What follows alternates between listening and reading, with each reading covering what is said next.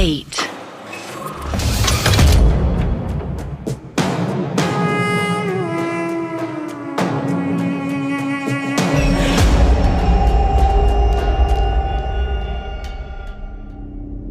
Inspector Dogra driver से car की चाबी छीनकर कार अनलॉक कर देता है। डोगरा, तू ये ठीक नहीं कर रहा है। तुझे कोई आइडिया नहीं है इसके लिए तुझे क्या कीमत चुकानी पड़ेगी। शर्मा जी, आप अपने फोन का कैमरा ऑन करो। अगर मौर्य सर को कुछ हुआ तो इन सबको जेल जाने से कोई नहीं रोक सकता। ये सर। सुनो डोगरा, मेरा यकीन करो, हमने कुछ नहीं किया है। हमें जाने दो, मैं तुम्हें 10 लाख रुपए दूंगा। जब कुछ किया नहीं है तो इतना घबरा क्यों रहे हो? मैं बस तुम्हारी कार ही तो चेक कर रहा हूं। इंस्पेक्टर डोगरा आगे बढ़ता है और कार की डिक्की खोलने लगता है। सर, मौर्य सर यहाँ है। इंस्पेक्टर डोगरा कार की डिक्की खोलने ही वाला था, तभी झाड़ियों के बीच से डीएसपी मौर्य बाहर आता है। उसकी यूनिफॉर्म गंदी हो गई थी और हालत खराब लग रही थी। इंस्पेक्टर डोगरा भागकर उसके पास जाता है और उसे लाकर जीप के बोनट पर बैठा देता है। सर, आप ठीक तो हैं? और आप कहां चले गए थे? हाँ इंस्पेक्टर, मैं ठीक हूं, मुझे घर ले चलो। लेकिन सर, आप थे कहां? और आपकी यूनिफॉर्म इतनी गंदी कैसे हो गई? मैंने तो आपसे कार में ही वेट करने को कहा था। फिर आप जंगल के अंदर क्यों गए? मुझे जंगल से किसी के चिल्लाने की आवाज आई थी। मैं वही देखने गया था। मुझे लगा शायद कोई खतरे में है। मैं भागता हुआ जा रहा था, तभी मेरा पैर किसी चीज में फंस गया और मैं गिर गया। क्या आपको वहां कोई मिला? नहीं, मैंने सब तरफ देख लिया, लेकिन वहां कोई नहीं था। सर, मैंने आपसे पहले ही कहा था, ये एरिया सेफ नहीं है। आपको अकेले जंगल के अंदर नहीं जाना चाहिए था। अच्छा हुआ आपको कुछ नहीं हुआ। तो अब तुम्हारा शक दूर हुआ इंस्पेक्टर? हाँ, सॉरी सर, मैंने आप पर शक किया। वो मैं बहुत घबरा गया था।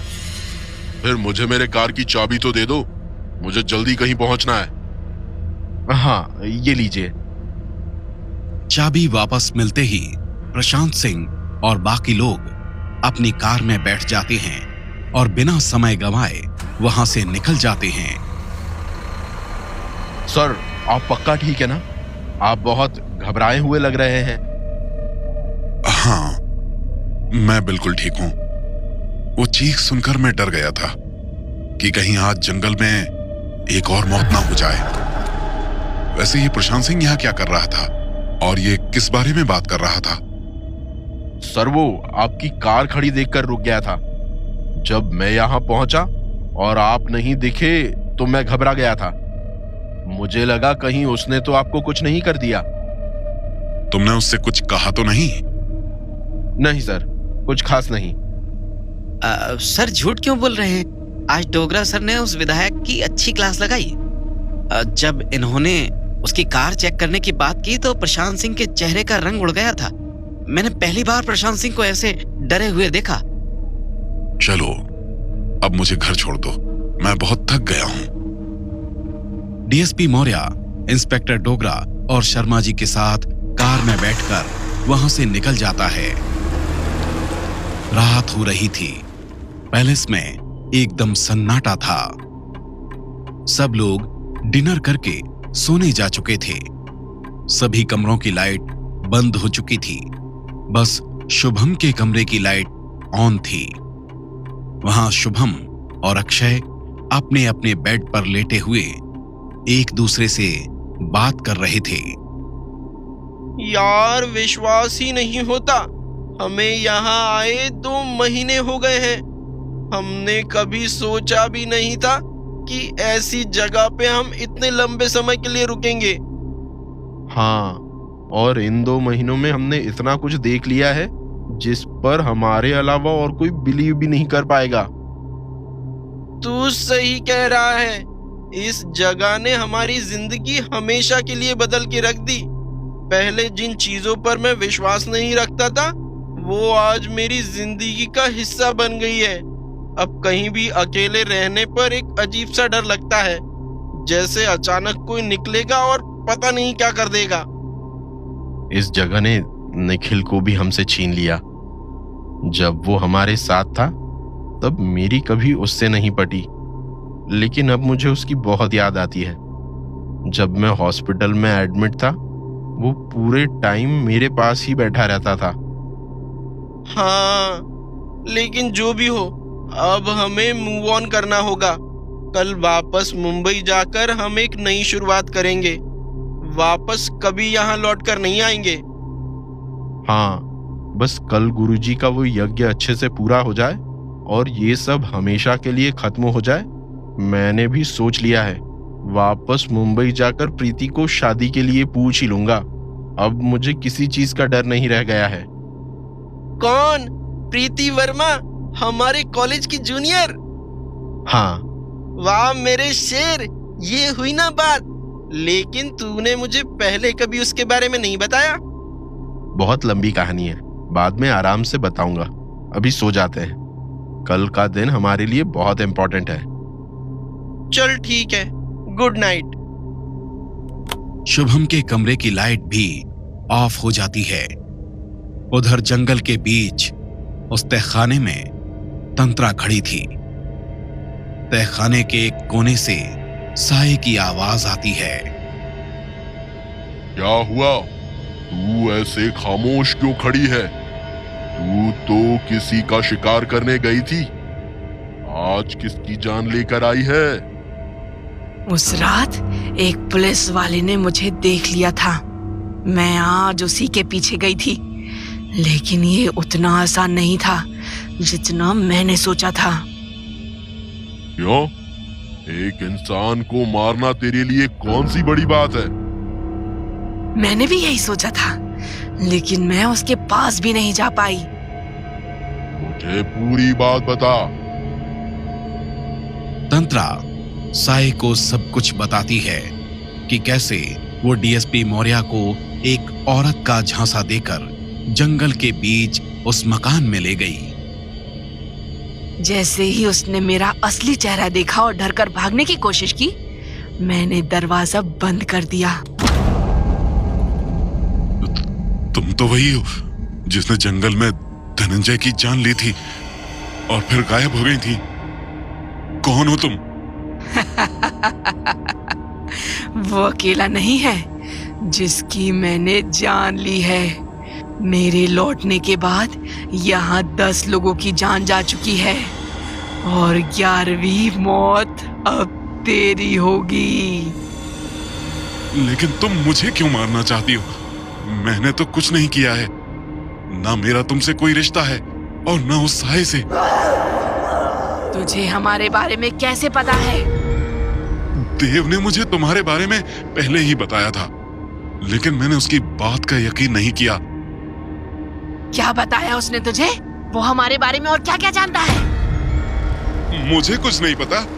उसने बस इतना बताया कि रत्नागिरी में हो रही इतने सारे लोगों की मौत का कारण तुम दोनों हो। प्लीज मुझे छोड़ दो, मैं आज ही हमेशा के लिए रत्नागिरी छोड़कर चला जाऊंगा। रत्नागिरी छोड़ने का कोई फायदा नहीं। जो कोई भी हमारे बारे में जानता है उसे मरना ही होगा, चाहे वो तू हो या वो देव और उसके दोस्त। बारी बारी सबको मरना होगा। तंत्रा फिर से अपना हाथ डीएसपी मौर्य की तरफ बढ़ाती है, जैसे उसने धनंजय के साथ किया था। उसके बड़े बड़े नाखून बाहर निकल आते हैं। तंत्रा आगे बढ़ती है और एक हाथ से उसका गला पकड़ लेती है।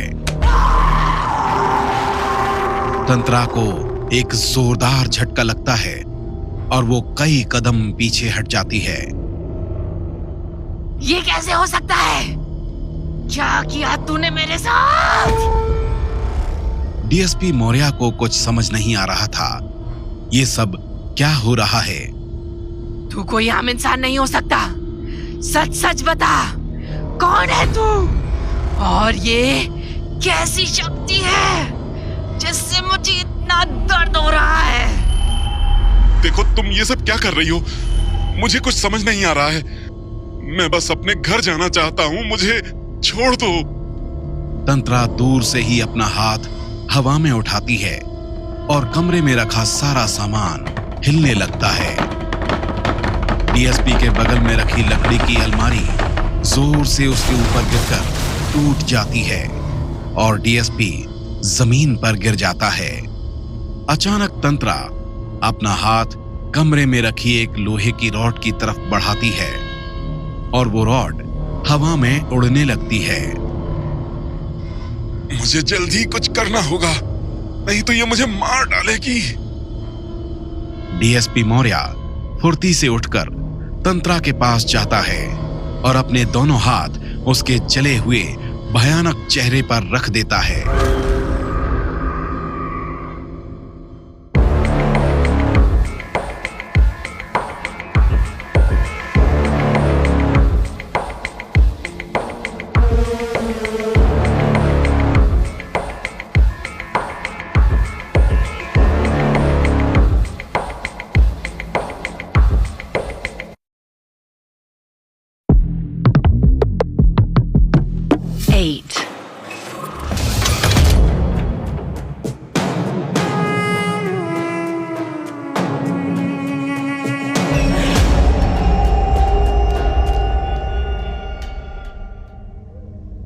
जंगल में तंत्रा के साथ जो हुआ उसे समझना तंत्रा और साया दोनों के लिए बहुत मुश्किल था। उसके बाद तूने क्या किया? जब उसने मेरे चेहरे पर अपना हाथ रखा तो मुझे ऐसा लगा जैसे किसी ने मेरे चेहरे पर दहकते हुए अंगारे रख दिए हों। ऐसा दर्द मुझे पिछले 100 सालों में नहीं हुआ था। मरने के बाद पहली बार मैंने ऐसा कुछ महसूस किया है। तो तूने उसे छोड़ दिया? मैं खुद बड़ी मुश्किल से उससे बचकर आई हूँ। जैसे ही उसकी पकड़ थोड़ी कमजोर हुई, मैं वहां से गायब हो गई, वरना पता नहीं मेरा क्या होता। ये तो बहुत बड़ी परेशानी है। ये पुलिस वाला तुम्हारे रास्ते का नया कांटा बन सकता है। तो अब क्या मुझे इस पर नजर रखनी होगी? हाँ, लेकिन अभी इससे भी जरूरी एक काम है। हमारे सामने इससे बड़ा खतरा मंडरा रहा है। अगर हमने जल्दी कुछ नहीं किया तो मेरी सालों पुरानी कहानी अधूरी ही खत्म हो जाएगी। क्या तुम उस साधु की बात कर रहे हो? हाँ, वो उन सब को हमसे बचाने के लिए प्रेत कवच का यज्ञ करने वाला है। आज उसके व्रत का आखिरी दिन है। अगर उसने कल ये प्रेत कवच यज्ञ पूरा कर लिया, फिर हम उनका कुछ नहीं बिगाड़ पाएंगे और हो सकता है वो फिर हमें एक लंबी कैद में डाल दे। चिंता मत करो, मैं ऐसा कुछ नहीं होने दूंगी। वो किसी भी हालत में ये यज्ञ पूरा नहीं कर पाएगा। ये इतना आसान नहीं होने वाला। इस व्रत के पूरा होने के बाद उसकी शक्तियां बहुत बढ़ जाएंगी। व्रत पूरा होने के बाद उसे रोकना नामुमकिन है। भले ही उसकी ताकत कितनी भी बढ़ जाए, लेकिन वो कभी ये यज्ञ पूरा नहीं कर पाएगा। शायद तुम हमारे हथियार के बारे में भूल रहे हो। मुझे लगता है यही उसका इस्तेमाल करने का सही वक्त है।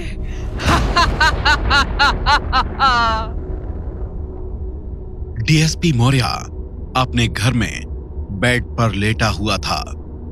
वो सोने की कोशिश कर रहा था, लेकिन उसे नींद नहीं आ रही थी। उसके मन में बस एक ही सवाल था जो उसे परेशान कर रहा था।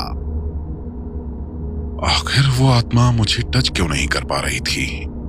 ऐसा लग रहा था जैसे मेरे छूने से उसे बिजली का झटका लग रहा हो, लेकिन मुझे नहीं लगता वो इतनी आसानी से मेरा पीछा छोड़ने वाली है। वो दोबारा मुझे मारने की कोशिश जरूर करेगी। मुझे अब और भी ज्यादा केयरफुल रहना होगा। क्या मुझे सच में रत्नागिरी छोड़कर चले जाना चाहिए? यही सोचते सोचते डीएसपी मौर्य की आंख लग जाती है और वो गहरी नींद में सो जाता है। कुछ घंटों बाद आसमान में सूरज चढ़ने लगता है। सुबह सुबह सूरज की लालिमा में साधु का आश्रम और भी सुंदर लग रहा था। चारों तरफ कई रंग के फूल खिले हुए थे और चिड़ियों के चहकने की आवाज आ रही थी। साधु अपनी कुटिया के अंदर आसन पर बैठा हुआ था। थोड़ी देर बाद वो आहिस्ता से अपना सिर ऊपर उठाता है और धीरे धीरे अपनी आंखें खोलता है।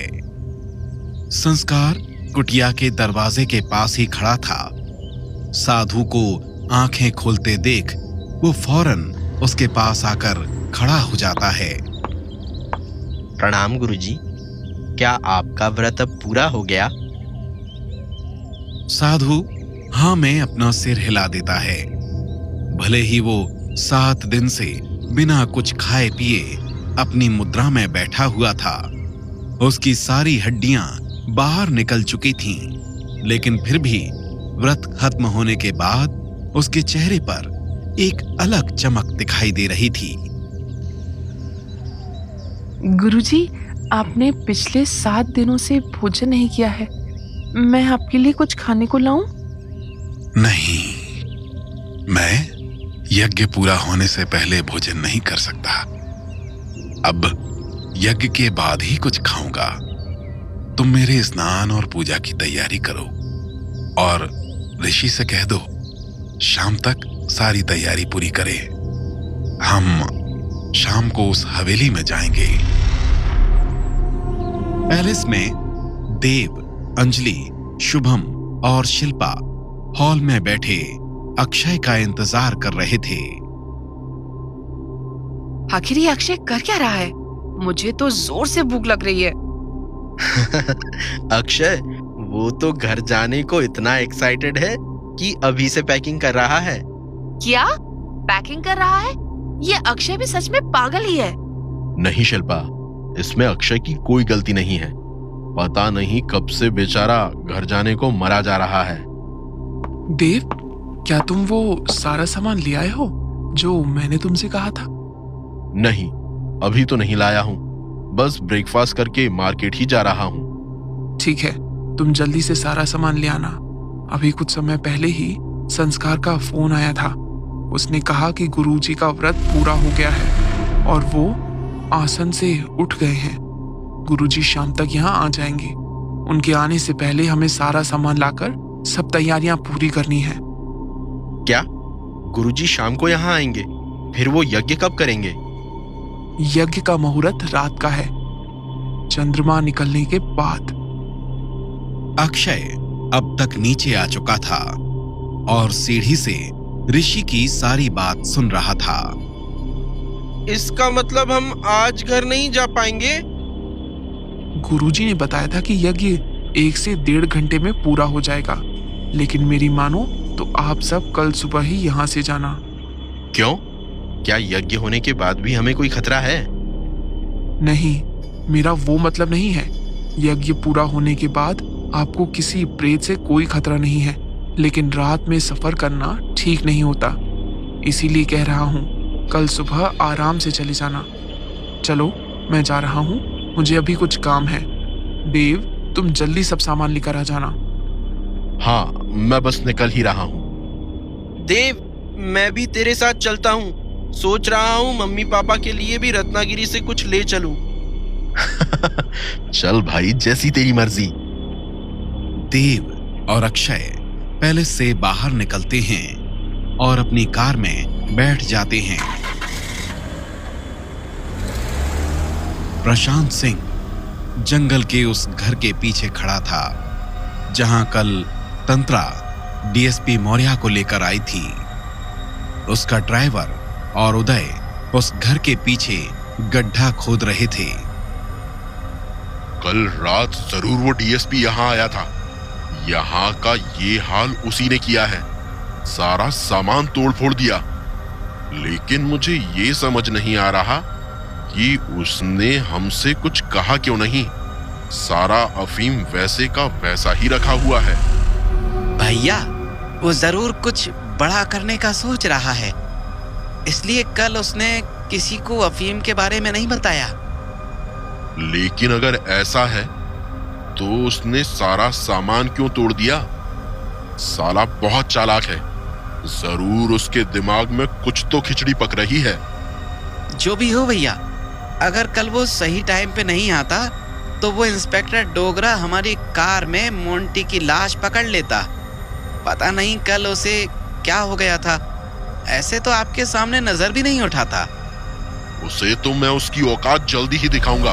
अगर कल ये साला मोंटी कार में नहीं होता तो कल ही उसे बता देता कि प्रशांत सिंह क्या चीज है। चलो अब इसे जल्दी गाड़ दो, साला मरने के बाद भी पीछा नहीं छोड़ रहा।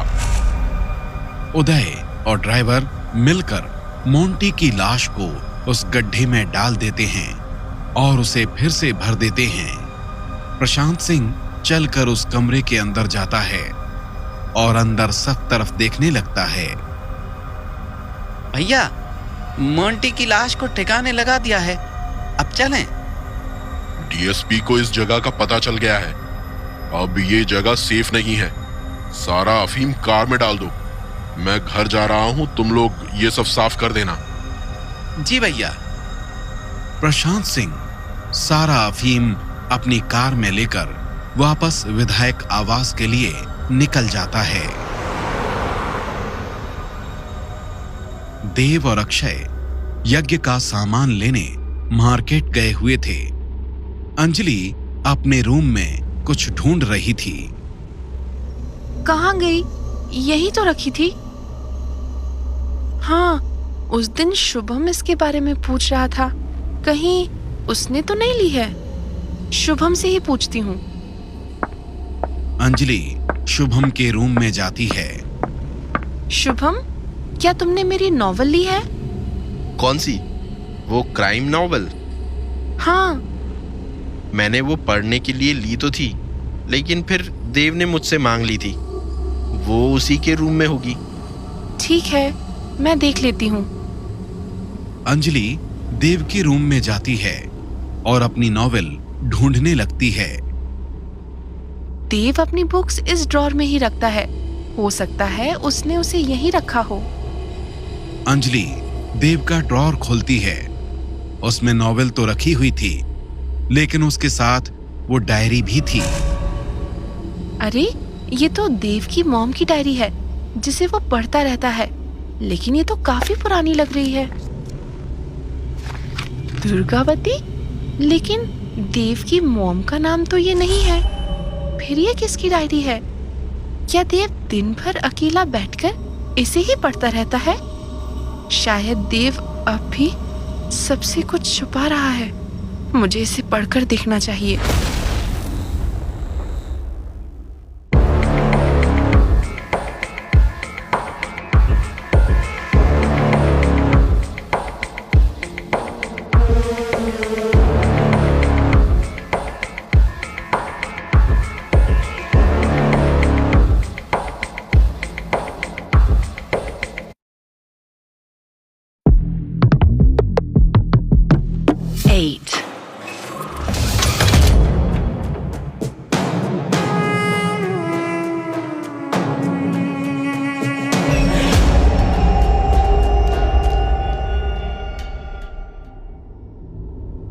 अंजलि दुर्गावती की डायरी को पढ़ने के लिए उसका पेज पलटती है।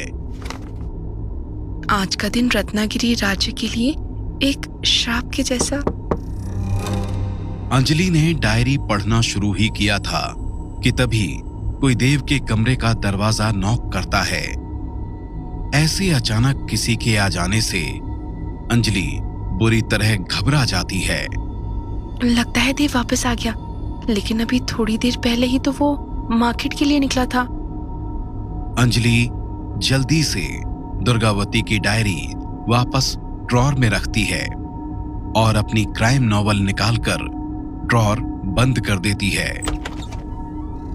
अंजलि, तुम दरवाजा बंद करके क्या कर रही थी? क्या तुम्हें तुम्हारी क्राइम नॉवल मिली? हाँ, मैं वही ढूंढ रही थी, मिल गई। चलो, ऋषि कह रहा है उसे हवन रेडी करने में हमारी थोड़ी मदद चाहिए। हाँ चलो। डीएसपी मौर्य अंकुल के साथ अपनी कार से कहीं जा रहा था। क्या हुआ अंकुल? तुम्हें भी मेरी बात पर भरोसा नहीं हो रहा है ना? सर, अगर ये बात कोई और मुझसे कहता तो मैं कभी उसका भरोसा नहीं करता, लेकिन मुझे आप पर पूरा विश्वास है। अब आप क्या सोच रहे हैं सर? क्या आप सच में रत्नागिरी छोड़कर जाने वाले हैं? कल रात तो मैंने यही फैसला लिया था कि आज सुबह ही यहां से चला जाऊंगा और इस जगह वापस कभी लौट कर नहीं आऊंगा। फिर आप अब तक क्यों यहाँ रुके हैं सर? अगर हमने कुछ नहीं किया तो रत्नागिरी में ये मौत का सिलसिला चलता ही रहेगा और पता नहीं और कितने मासूम लोगों को अपनी जान गंवानी पड़ेगी। मैं ये सब ऐसे बीच में छोड़कर नहीं भाग सकता। तो फिर अब हमें क्या करना चाहिए सर? हमें देव से ही पूरी बात पता चल सकती है। सब कुछ जानकर ही हम आगे बढ़ सकते हैं। तो कार पैलेस की तरफ मोड़ लूं? हाँ। डीएसपी मौर्य और कांस्टेबल अंकुल पैलेस की तरफ बढ़ने लगते हैं। वो लोग अभी पुलिस स्टेशन से थोड़ा ही आगे बढ़े थे। अंकुल, कार रोको। क्या हुआ सर? आपने कार रोकने को क्यों कहा? क्या ये कार देव की है? रोड के किनारे एक दुकान के पास ब्लैक कलर की फॉर्च्यूनर खड़ी थी। हाँ सर, लग तो बिल्कुल वैसी ही रही है, लेकिन ये यहाँ क्या कर रही है? डीएसपी मौर्य और अंकुल बात कर ही रहे थे कि देव और अक्षय एक पूजा की दुकान से बाहर निकलते हैं और कार की तरफ बढ़ने लगते हैं। डीएसपी मौर्य कार से उतरता है और उनके पास जाता है। सर, आप यहाँ? क्या कोई काम है? हाँ, मुझे तुमसे कुछ जरूरी बात करनी है। बताइए, क्या बात है? यहाँ नहीं, किसी शांत जगह चलते हैं। सर, मेरे पास ज्यादा टाइम नहीं है। मुझे जल्दी ये सामान पैलेस लेकर जाना है। आज का दिन हमारे लिए बहुत इंपॉर्टेंट है। ऐसा क्या अर्जेंट है? तुम्हें देखकर तो लग रहा है घर में कोई पूजा है। छोड़िए सर, अगर मैं आपको बताऊं फिर भी आप यकीन नहीं करेंगे, जैसे आपने उस दिन नहीं किया था। देव, मुझे तुमसे इसी बारे में बात करनी है। मुझे पता चल गया है तुम उस दिन सच बोल रहे थे। तुम बिल्कुल सही हो। इन सभी मौतों के पीछे उस आत्मा का ही हाथ है। क्या? लेकिन अचानक ऐसा क्या हो गया कि आपको इन सब पर विश्वास होने लगा? उसने खुद मुझे बताया। क्या तंत्रा आपके पास भी आई थी? लेकिन उसका आपसे क्या? यह नहीं देव, तुम मेरे साथ मेरी कार में चलो। रास्ते में मैं तुम्हें सारी बात बताता हूं। ठीक है। अक्षय, तू सामान लेकर आगे निकल, मैं मौर्य सर के साथ आता हूं। अक्षय देव की कार लेकर पैलेस की तरफ निकल जाता है और देव डीएसपी मौर्य और अंकुल के साथ उनकी कार में बैठ जाता है। डीएसपी मौर्य देव को कल रात की सारी बात बताता है कि कैसे तंत्रा उसे जंगल में ले गई और उसे मारने की कोशिश की। सर, आपकी किस्मत बहुत अच्छी है जो आप तंत्रा से मिलने के बाद भी बिल्कुल ठीक है। लेकिन मुझे ये समझ नहीं आ रहा कि आपके छूने से उसे इतनी परेशानी क्यों हुई। वो पहली बार ऐसे किसी से बचकर भागी है। वो तो मुझे भी नहीं पता। तुम ये बताओ कि आखिर वो है कौन और चाहती क्या है? मुझे भी उसके बारे में कुछ नहीं पता। पता नहीं उसका हम सबसे क्या रिश्ता है। फिर अब हमें क्या करना चाहिए? हम उसे ऐसे ही सबकी जान लेने नहीं दे सकते। आप चिंता मत करो, आपको कुछ करने की जरूरत नहीं है। आज गुरुजी पैलेस में एक यज्ञ करने वाले हैं। हम अभी उसी के लिए सामान लेने आए थे। एक बार ये यज्ञ पूरा हो जाए, फिर हमें उनसे कोई खतरा नहीं होगा। उसके बाद गुरुजी उन्हें हमेशा के लिए कैद कर देंगे। फिर रत्नागिरी में और कोई मौत नहीं होगी। अगर ऐसा है तब तो ये बहुत अच्छी बात है देव। बस आपसे एक रिक्वेस्ट थी। हाँ बताओ। ये सब खत्म होने के बाद हम सब घर जाना चाहते हैं। आप प्लीज उस मर्डर केस से हमारे नाम हटा दीजिए।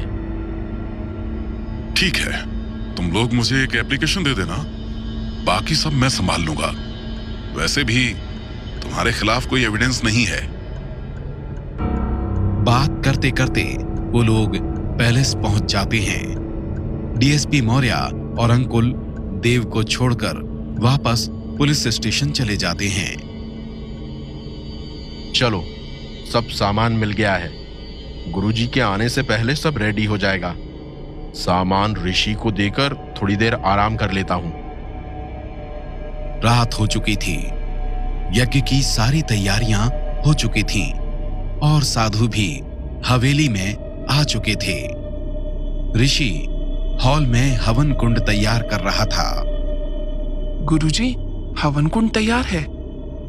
ठीक है, अभी मुहूर्त में थोड़ा समय शेष है। तब तक तुम ये जल पूरे महल में छिड़क दो। ठीक है गुरुजी। देव, अंजलि, शुभम, अक्षय, शिल्पा और विक्की सभी लोग हॉल में ही साधु के सामने जमीन पर बैठे हुए थे। थोड़ी देर में हम यज्ञ प्रारंभ करेंगे। सब लोग हवन कुंड के चारों ओर इस गोल घेरे के अंदर बैठना और एक दूसरे का हाथ पकड़े रहना। ये यज्ञ 108 आहुतियों का है। 108 मंत्रों के साथ 108 आहुतियां। उसके बाद कोई भी प्रेत या आत्मा तुम सबको कभी कोई नुकसान नहीं पहुंचा पाएगी। गुरुजी, क्या ये आत्मा भी मंदाकिनी की तरह हमें रोकने की कोशिश करेगी? हो सकता है, लेकिन मेरे 7 दिन के व्रत के कारण कोई भी आत्मा मेरे पास नहीं आ सकती। और हम सब का क्या गुरुजी? बेटा, इसीलिए मैंने तुम सबको एक दूसरे का हाथ पकड़ने को कहा है। देव ऋषि का हाथ पकड़ेगा और ऋषि मेरा। जब तक हम इस घेरे के अंदर बैठे रहेंगे, वो हमारा कुछ नहीं बिगाड़ सकती। लेकिन ध्यान रखना, चाहे कुछ भी हो जाए, कोई अपना हाथ मत छोड़ना। वो आत्मा तुम्हें बाहर निकालने की हर संभव कोशिश करेगी। ठीक है गुरुजी, हम सब कुछ अच्छी तरह समझ गए। गुरुजी, मैंने पूरे महल में ये जल छिड़क दिया है और चंद्रमा भी निकल चुका है। चलो बच्चों, सब लोग इस घेरे के अंदर वैसे ही बैठ जाओ जैसे मैंने कहा है। सब लोग उस घेरे के अंदर एक दूसरे का हाथ पकड़कर बैठ जाते हैं। साधु ठीक हवन कुंड के सामने बैठे हुए थे। ऋषि, कुंड में अग्नि प्रज्वलित करो। जी गुरुजी। साधु हवन शुरू कर देता है। वो हर मंत्र के साथ हवन कुंड में आहुति देने लगता है। ओम प्रेत बाधा कटती स्वाहा। ओम प्रेत बाधा कटती स्वाहा। लगभग आधे घंटे में हवन के 50 मंत्र बिना किसी रुकावट के पूरे हो जाते हैं। जैसे ही साधु 51वां मंत्र पढ़ने लगता है, पैलेस का दरवाजा जोर से खुलता है। जैसे ही पैलेस का दरवाजा खुलता है, पैलेस की सारी लाइट्स ऑफ हो जाती हैं और दीवारों पर लगी सारी पेंटिंग्स एक के बाद एक गिरने लगती हैं। तुम सब डरो मत। जब तक हम इस घेरे के अंदर हैं, हम बिल्कुल सुरक्षित हैं। चाहे कुछ भी हो जाए, अपना हाथ मत छोड़ना। साधु अब भी बिना रुके मंत्र पढ़ते हुए हवन में आहुति दे रहा था। अचानक सब कुछ एकदम शांत हो जाता है, जैसे सब कुछ बिल्कुल ठीक हो गया हो। फिर एक आदमी पैलेस के दरवाजे के पास आकर खड़ा हो जाता है। अंधेरे में उसका चेहरा ठीक से दिखाई नहीं दे रहा था। धीरे धीरे वो हवन की तरफ बढ़ता है।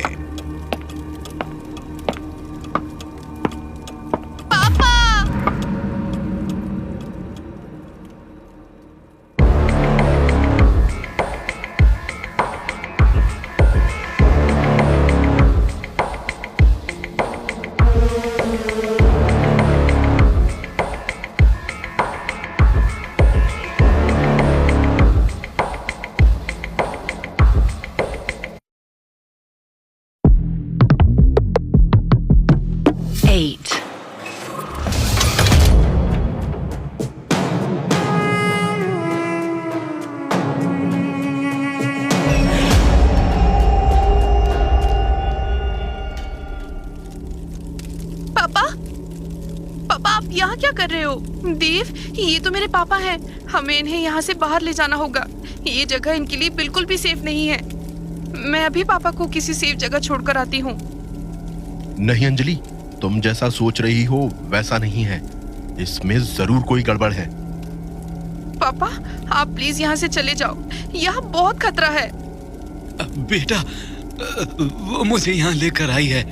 उसने कहा है अगर मैं यहाँ से भागा तो वो तुम दोनों को मार देगी। अपनी बच्ची को बचाने के लिए मुझे मरना होगा बेटा। ऐसा कुछ नहीं है पापा, आप प्लीज जल्दी यहाँ से निकलिए। हमें कुछ नहीं होगा। देव, प्लीज पापा को बचा लो। मम्मी के जाने के बाद पापा ने ही मुझे और विक्की को संभाला है। अगर उन्हें कुछ भी हुआ तो मैं खुद को कभी माफ नहीं कर पाऊंगी। अंजलि, ये तुम्हारे पापा नहीं है। ये जरूर उस आत्मा की चाल है। तुम्हें इस घेरे से बाहर निकालने के लिए वो ये सब कर रही है। अगर तुम बाहर निकली तो तुम खतरे में पड़ जाओगी। हाँ दीदी, तुम बाहर मत निकलना। मैं पापा को यहाँ से बाहर ले जाऊंगा। विक्की अपना हाथ छुड़ाकर घेरे से बाहर निकलने की कोशिश करता है, लेकिन अक्षय पूरी ताकत से विक्की का हाथ पकड़ लेता है। अक्षय भैया, छोड़ो मुझे पापा को बचाने दो। अगर उन्हें कुछ हो गया तो मैं आपको कभी माफ नहीं करूंगा। विक्की, ऋषि की बात का विश्वास करो। ये तुम्हारे पापा नहीं है। गुरुजी ने पहले ही बताया था, तंत्रा हमारा साथ तोड़ने के लिए किसी भी हद तक जा सकती है। अक्षय विक्की को समझा रहा था। सबका ध्यान विक्की पर ही था। तभी अंजलि एक झटके से अपना हाथ छुड़ाती है और उस घेरे से निकलकर भागते हुए अपने पापा के पास जाकर खड़ी हो जाती है। पापा, आप ठीक तो हो ना? मेरा विश्वास करो, उस आत्मा ने आपसे झूठ बोला है। वो हमारा कुछ नहीं बिगाड़ सकती। मैं हमारी फैमिली को कभी कुछ नहीं होने दूंगी, ना आपको और ना ही विक्की को। लेकिन ये जगह ठीक नहीं है। चलो, मैं आपको बाहर छोड़कर आती हूँ। अंजलि अपने पापा का हाथ पकड़कर पैलेस के गेट की तरफ बढ़ने लगती है। अंजलि, मेरी बात मानो, वापस आ जाओ। तुम बहुत बड़ी गलती कर रही हो। साधु पर इन सब का कोई फर्क नहीं पड़ रहा था। वो बिना रुके मंत्र पढ़ते हुए हवन में आहुति दे रहा था। अंजलि कुछ कदम ही आगे बढ़ पाई थी कि उसके पापा अचानक वहीं रुक जाते हैं। क्या हुआ पापा? आप रुक क्यों गए? जल्दी यहाँ से बाहर चलिए। क्या कह रही थी तू? किसी को कुछ नहीं होने देगी? तू अपने परिवार को तो बचा लेगी, लेकिन तुझे मुझसे कौन बचाएगा? अपने पापा की ऐसी बदली हुई आवाज सुनकर अंजलि कुछ समझ नहीं पाती और पलटकर पीछे देखती है। अब उसके सामने उसके पापा नहीं थे। उसने तंत्रा का हाथ पकड़ रखा था। तंत्रा का डरावना जला हुआ चेहरा मुस्कुराते हुए उसी को देख रहा था। अंजलि, उससे दूर हटो, मैं आ रहा हूँ। मैं तुम्हें कुछ नहीं होने दूंगा। ऋषि, मेरा हाथ छोड़ो, हमें अंजलि को बचाना होगा। नहीं, इस घेरे से बाहर निकलने के बाद गुरुजी का रक्षा कवच टूट जाएगा। अगर तुम बाहर गए तो ये आत्मा अंजलि के साथ तुम्हें भी मार डालेगी। मुझे उससे कोई फर्क नहीं पड़ता। मैं अंजलि को ऐसे अकेले नहीं छोड़ सकता। छोड़ो मुझे। देव अपनी पूरी ताकत से अपना हाथ छुड़ाने लगता है। ऋषि और अक्षय उसका एक एक हाथ पकड़े हुए थे। दोनों देव को रोकने की पूरी कोशिश कर रहे थे। देव बड़ी मुश्किल से अपना हाथ उन दोनों से छुड़ाता है और अंजलि के पास जाने के लिए उठकर खड़ा हो जाता है। जैसे ही वो साधु के बनाए उस घेरे से बाहर निकलता है, तंत्रा अपने बड़े बड़े काले नाखून बाहर निकालती है और अंजलि के पेट में घोंप देती है।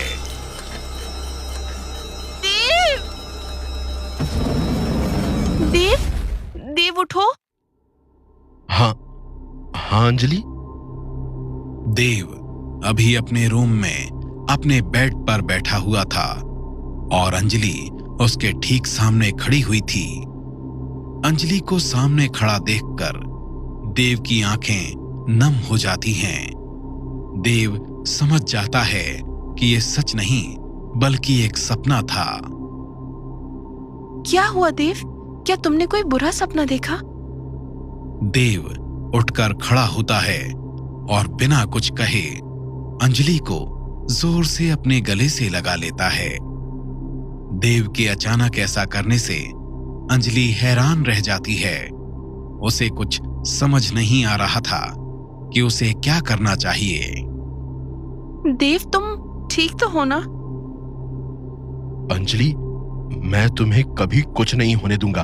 तुम्हारे लिए मैं उस तंत्रा से क्या, किसी से भी लड़ सकता हूं। I love you so much Anjali.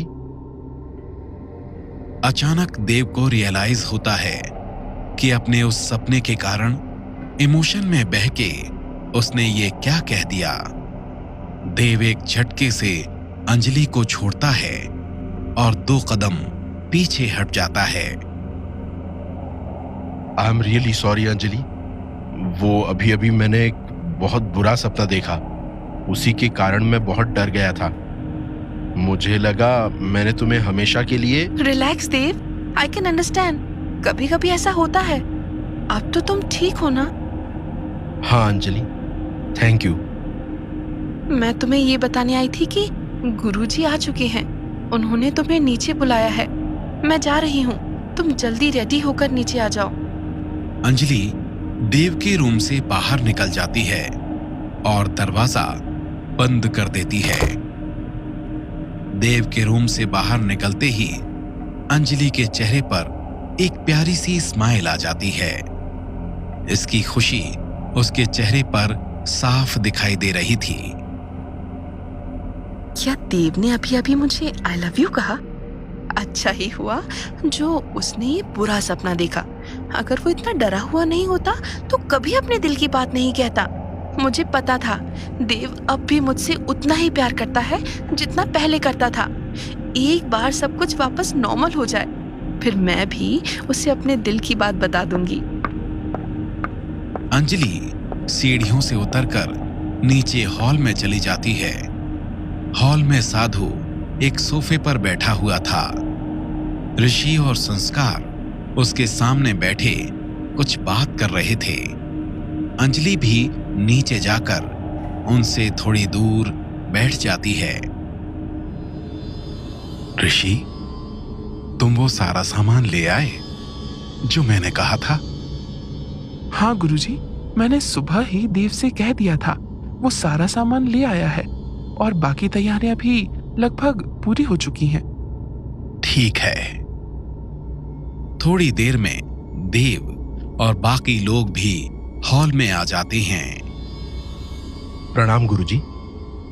क्या हुआ देव? काफी घबराए हुए लग रहे हो। कुछ नहीं गुरुजी, बस एक बुरा सपना देख लिया। कोई बात नहीं, चिंता मत करो। तुम सबके साथ जितना बुरा होना था हो चुका है। अब केवल अच्छा ही होगा। आज इस यज्ञ के बाद तुम सबको इन सारी समस्याओं से छुटकारा मिल जाएगा। लेकिन हमें ये यज्ञ पूरी सावधानी से करना होगा। कोई भी गलती नहीं होनी चाहिए। मैंने ऋषि को सब कुछ बता दिया है। वो तुम सबको अच्छी तरह समझा देगा। जी गुरुजी। संस्कार, अब मुझे कमरे में ले चलो। मेरे ध्यान का समय हो रहा है। सब लोग रात 10 बजे तैयार रहना। संस्कार साधु का हाथ पकड़कर उसे एक कमरे में ले जाता है। उस कमरे में जाकर साधु फिर से ध्यान में बैठ जाता है। डीएसपी मौर्य और कांस्टेबल अंकुल पुलिस स्टेशन के अंदर बैठे हुए थे। सर, क्या आपको लगता है देव जो कह रहा है वो सच है? क्या सच में आज ये सब हमेशा के लिए खत्म हो जाएगा? मैं इस बारे में कुछ नहीं कह सकता। मुझे तो कुछ दिनों पहले तक ये सब भी झूठ और अंधविश्वास लग रहा था। मैं बस इतना चाहता हूं कि ये सब जल्दी खत्म हो जाए। हाँ सर, मैं भी यही चाहता हूँ। आखिर कब तक रत्नागिरी के लोग ऐसे डर डर कर जीते रहेंगे? वो तो आप हैं जो अब तक यहाँ रुके हुए हैं। अगर आपकी जगह कोई और बाहर का ऑफिसर होता तो कब का ट्रांसफर करा के जा चुका होता। सच कहूं तो कल रात के बाद मैंने भी यहां से जाने का मन बना ही लिया था, लेकिन फिर मुझे अपनी बेटी की याद आ गई। वो मुझे हीरो समझती है और उसका हीरो ऐसे भागकर उसके पास नहीं जा सकता।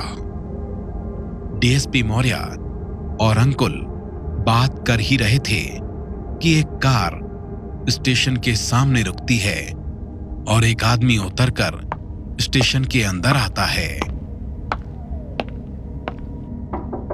जैसे ही डीएसपी मौर्य उसे देखता है, उठकर खड़ा हो जाता है। सर, आप यहां?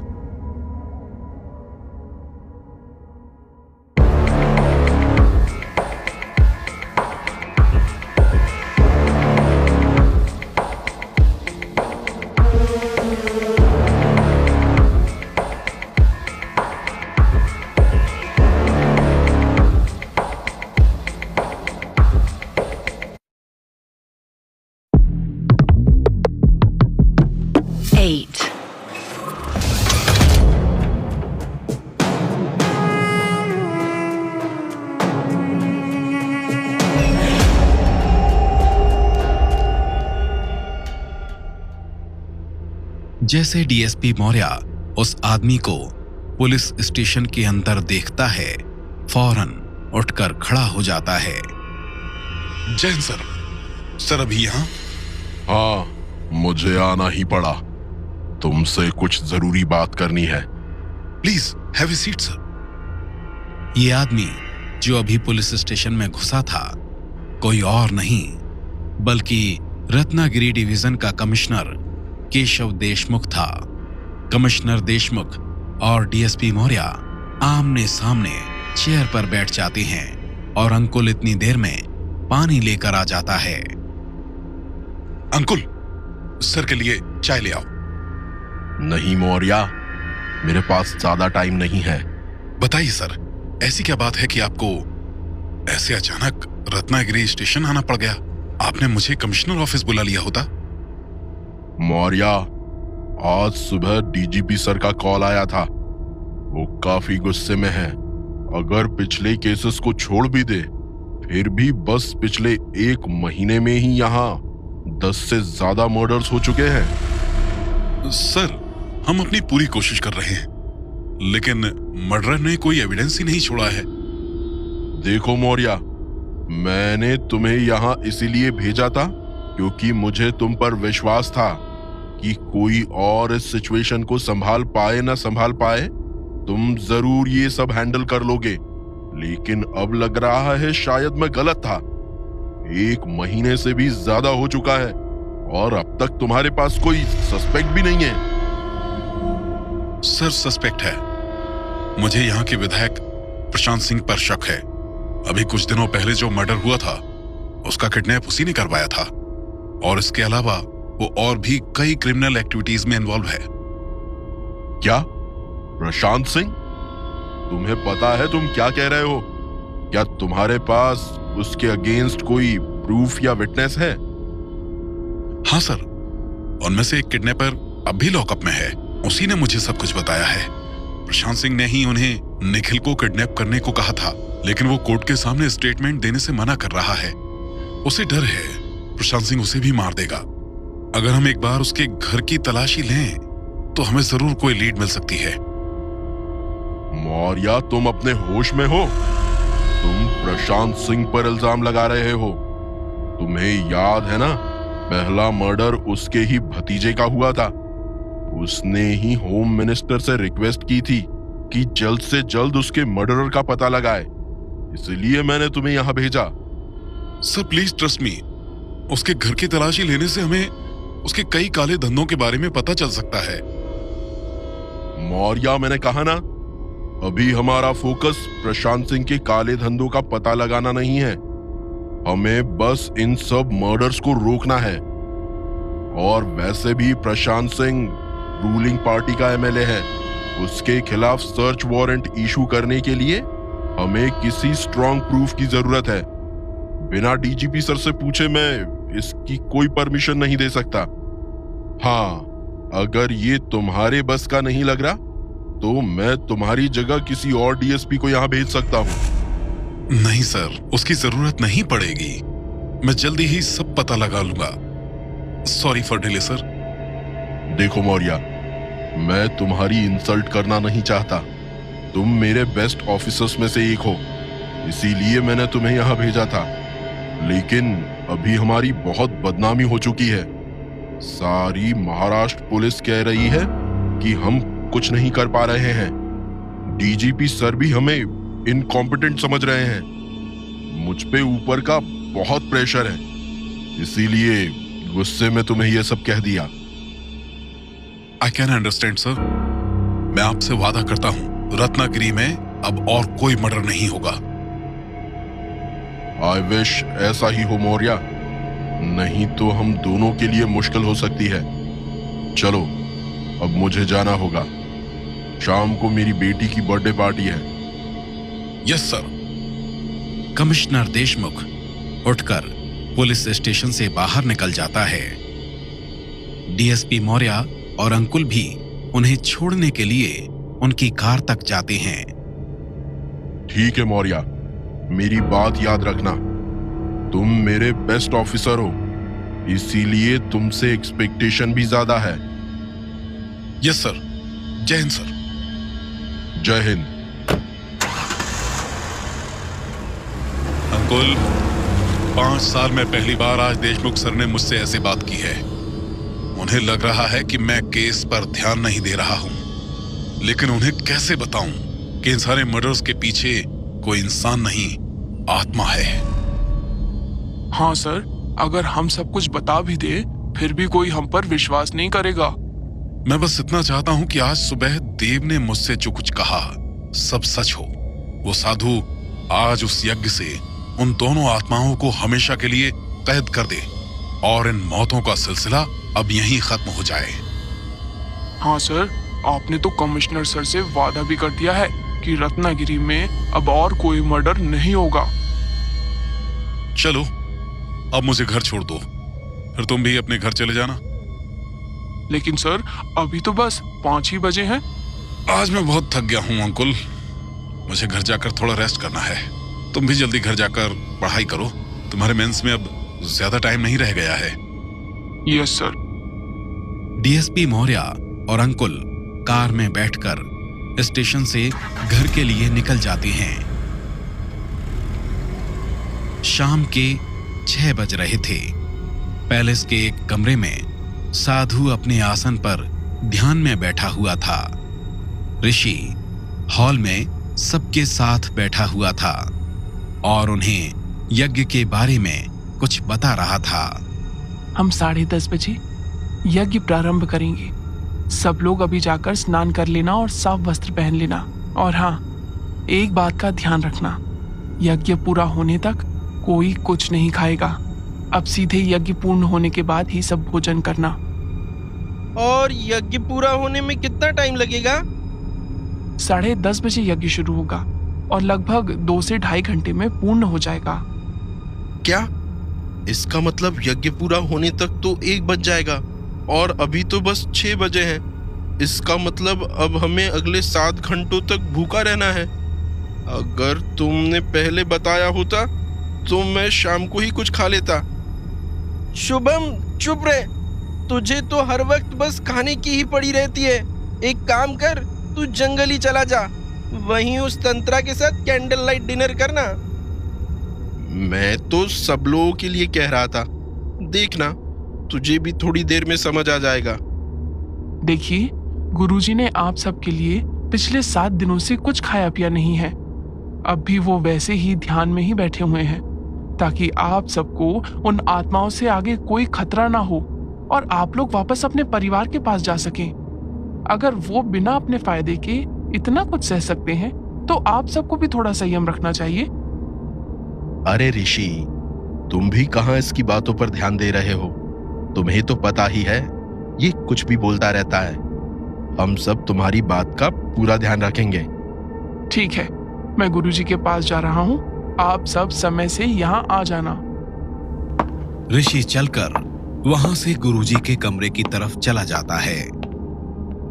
शुभम, तुझे कुछ भी बोलने से पहले एक बार सोच लेना चाहिए। ऋषि हमारे लिए ही ये सब कर रहा है। सॉरी यार, मैं तो बस ठीक है, मैं अपने रूम में जा रहा हूँ। सब लोग टाइम से रेडी हो जाना। मैं 10 बजे से पहले सबके रूम में चेक करने आऊंगा। और खासकर शुभम, तू जैसा ऋषि ने कहा है वैसे ही करना। भूख लगे तो कुछ खा मत लेना। तू फिक्र मत कर देव, मैं इसके साथ ही रहूंगा। उधर तंत्रा और वो साया तहखाने के अंदर बात कर रहे थे। मुझे कुछ ठीक नहीं लग रहा। आज अगर उस साधु ने ये प्रेत कवच यज्ञ पूरा कर लिया तो हम उनमें से किसी को भी नुकसान नहीं पहुंचा पाएंगे और फिर वो दोबारा हमें कैद कर लेगा। तुम चिंता मत करो, ऐसा कुछ नहीं होगा। मैं थोड़ी देर में उस महल में जाऊंगी। तेरे जाने का कोई फायदा नहीं। उसके व्रत के कारण हम उसे रोकना तो क्या, उसके पास भी नहीं जा सकते। मैं उसे रोकने नहीं जा रही हूँ, मैंने उसके लिए कुछ और सोचा है। आज उस महल में एक नहीं कई जाने जाएंगी।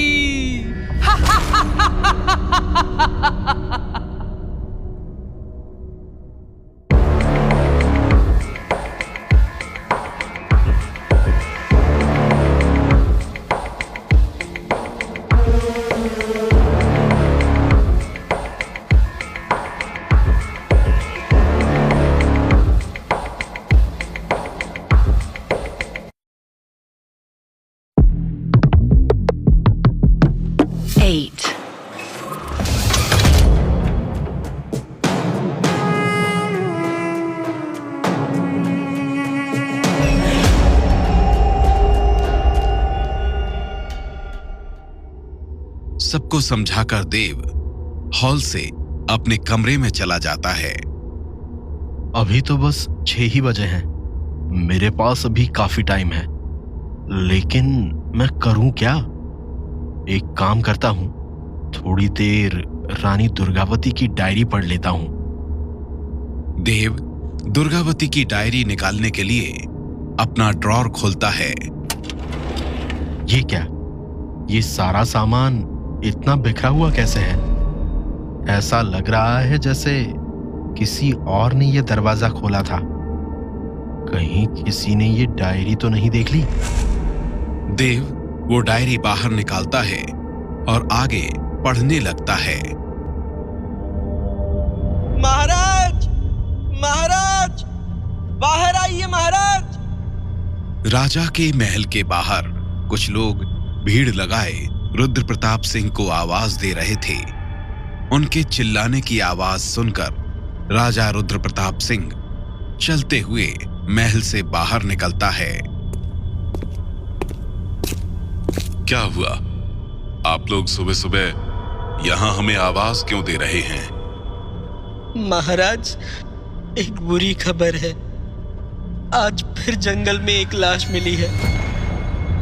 क्या आज एक और लड़की की मौत हो गई? नहीं महाराज, आज किसी लड़की की मौत नहीं हुई है। तो फिर क्या बात है? आप लोग सीधे सीधे क्यों नहीं बता रहे? सब लोग रुद्र प्रताप के सामने से हट जाते हैं। उनके पीछे जमीन पर एक लाश रखी हुई थी। वो लाश किसी लड़की की नहीं, मंदाकिनी की थी। महाराज, हमें मंदाकिनी जी की लाश जंगल में पुराने कुएं के अंदर गिरी हुई मिली। नहीं, ये नहीं हो सकता। मंदाकिनी कल शाम को ही तो महल से अपने घर के लिए गई थी। फिर वो जंगल में कैसे पहुंची?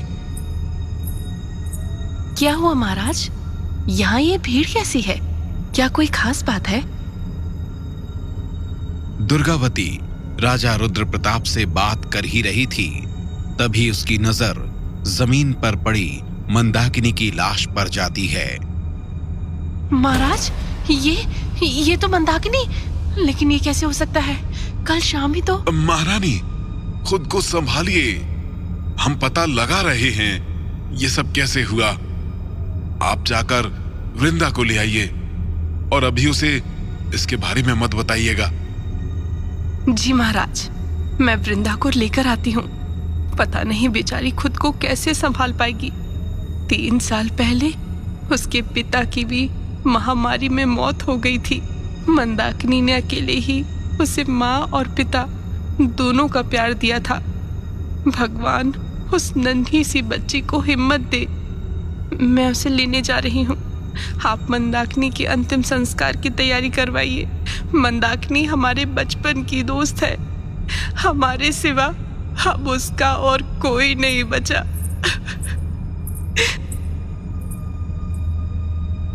दोपहर हो चुकी थी। एक बड़े से मैदान में बहुत सारे लोग खड़े थे। सभी ने सफेद रंग के कपड़े पहन रखे थे और सबके चेहरे पर उदासी थी। एक लकड़ी के ढेर पर मंदाकिनी की लाश रखी हुई थी और वृंदा उसके पास बैठी रो रही थी। माँ, सब मेरी गलती है माँ। मेरी वजह से ही तुम उस जंगल में गई और तुम्हारे साथ ये सब हुआ।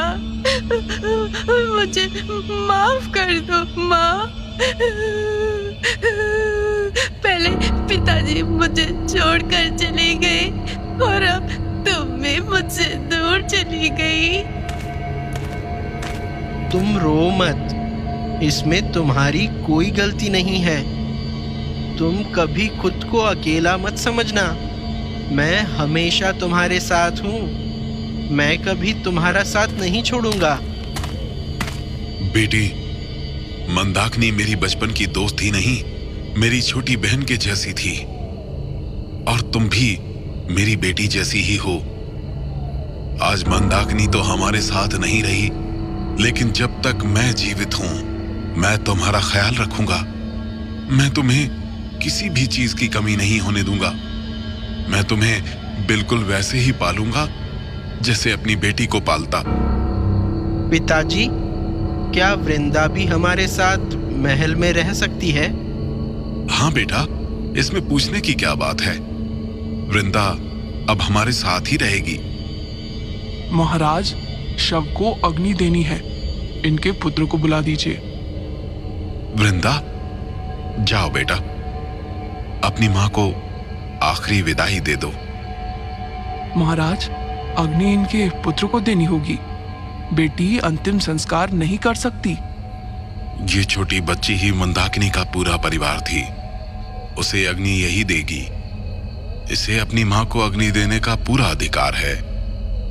जैसा आप कहें महाराज। वृंदा उठकर खड़ी होती है और पंडित जी उसके हाथों में मशाल दे देते हैं। अब भी वृंदा की दोनों आंखों से आंसू बिना रुके बहते जा रहे थे। तभी अचानक देव उसके पास आकर खड़ा हो जाता है और उसका हाथ पकड़ लेता है। डरो मत वृंदा, आगे बढ़ो। तुम्हारा ये दोस्त हमेशा तुम्हारे साथ है और आगे भी रहेगा। वृंदा अपना हाथ आगे बढ़ाती है और अपनी मां की चिता को आग लगा देती है। मंदाकिनी की चिता को आग देकर सब लोग अपने घर वापस जाने लगते हैं। वृंदा अपना सिर झुकाए अपनी मां की चिता के सामने खड़ी रो रही थी। तभी कोई पीछे से उसके कंधे पर हाथ रखता है। महारानी, आप? चल बेटी, मंदाकिनी तो अब जा चुकी है। भगवान उसको शांति दे। अब से तू मेरे साथ ही रहेगी। और तू मुझे महारानी क्यों कहती है? मैं भी तेरी माँ जैसी हूँ। चल मेरे साथ महल चल। मुझे हमेशा एक बेटी की कमी सताती थी। आज से तू ही मेरी बेटी है। दुर्गावती वृंदा का हाथ अपने हाथ में लेती है और फिर दोनों उस शमशान से महल के लिए निकल जाते हैं। महल पहुंचने के बाद दुर्गावती वृंदा को उसके कमरे में ले जाती है। बेटी, आज से ये तेरा कमरा है।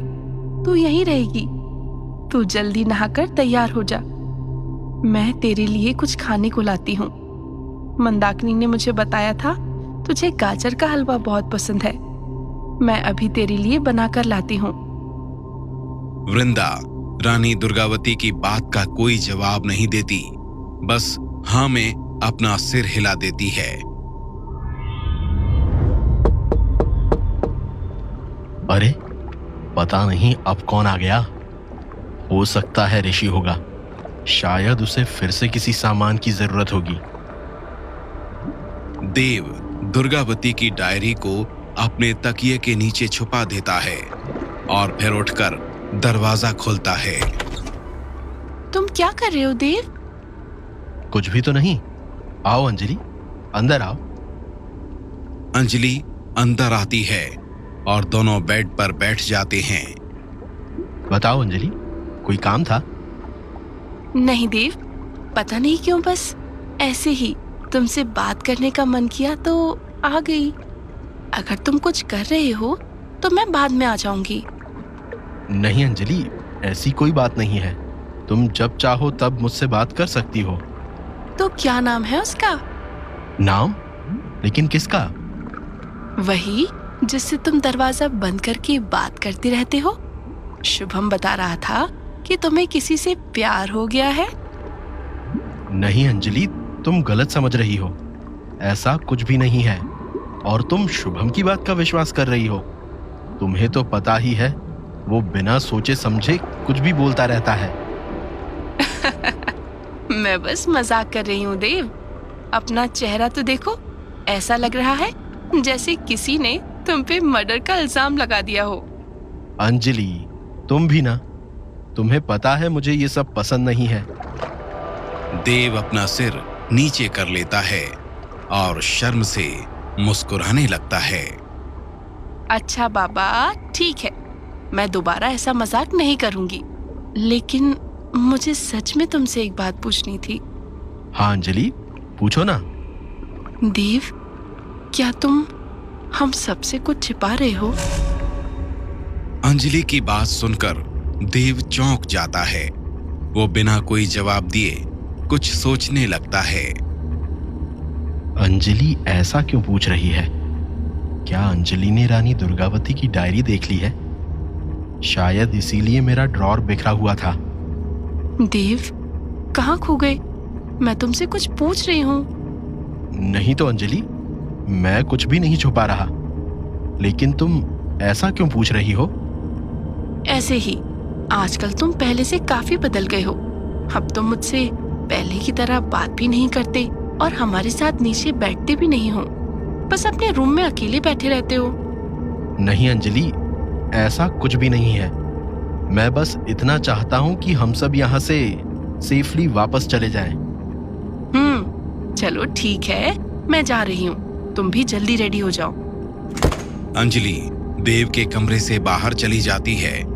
अंजलि के जाते ही देव तकिए के नीचे से वो डायरी निकाल लेता है। बच गया। मुझे तो लगा था अंजलि को इस डायरी के बारे में पता चल गया है। मैं फिर से उसे ये सब बताकर परेशान नहीं करना चाहता। वैसे भी आज रात ये कहानी हमेशा के लिए खत्म हो जाएगी।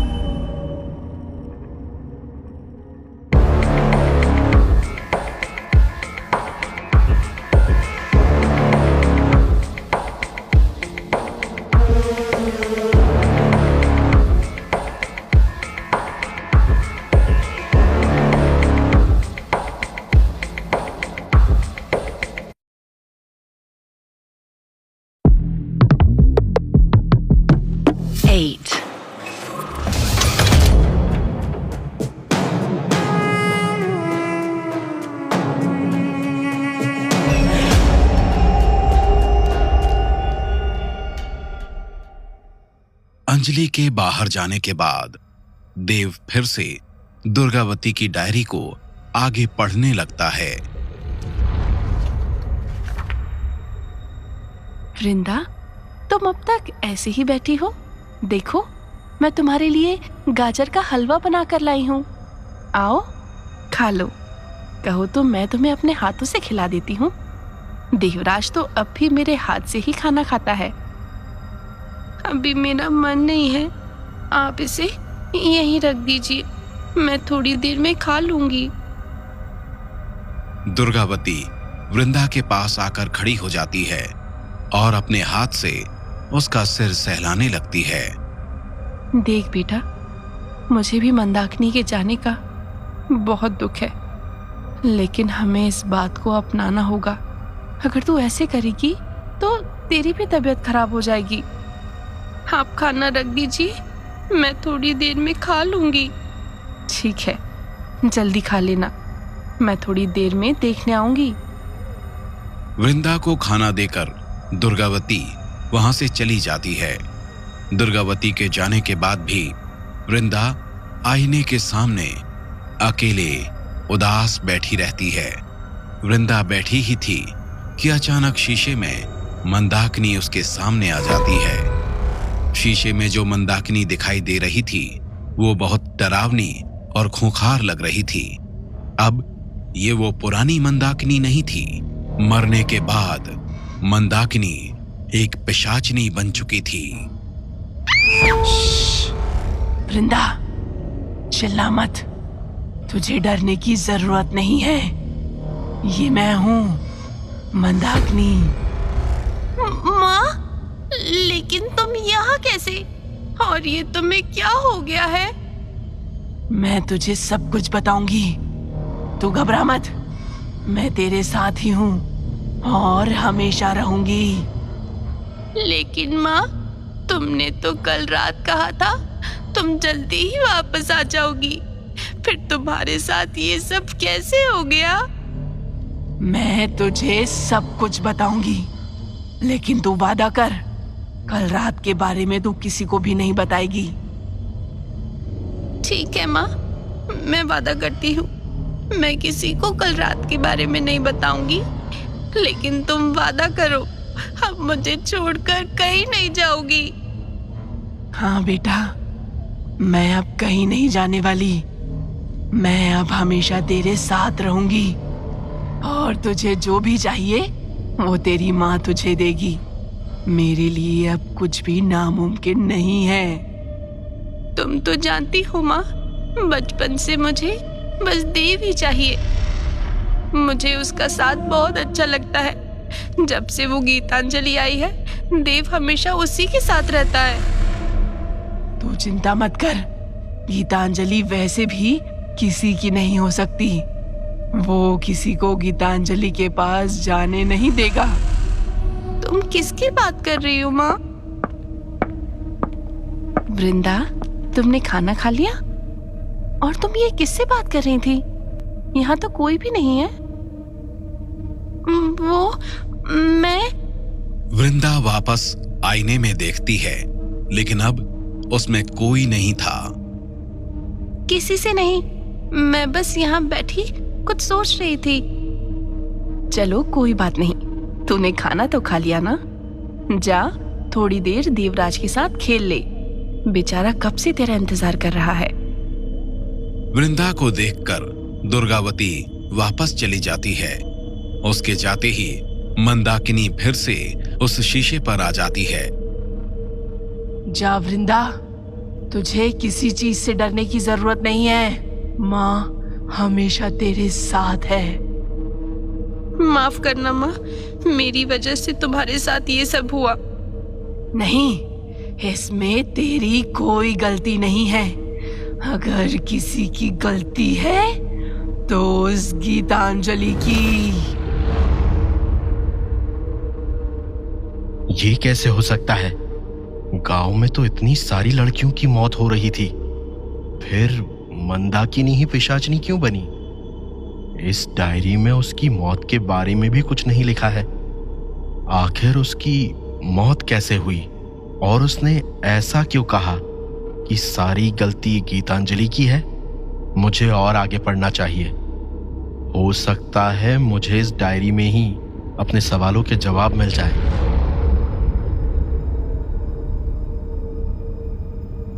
क्या हुआ? आप इतनी परेशान क्यों लग रही हो?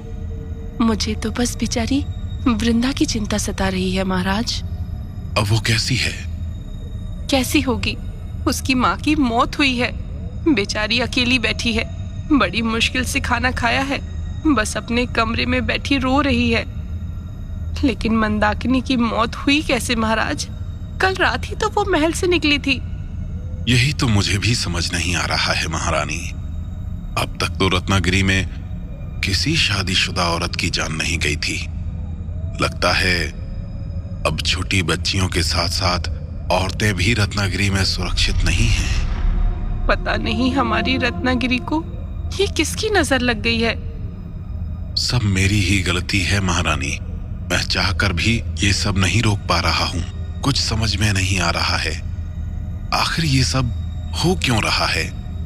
मुझे नहीं लगता मैं कभी अपने पूर्वजों को चेहरा दिखा पाऊंगा।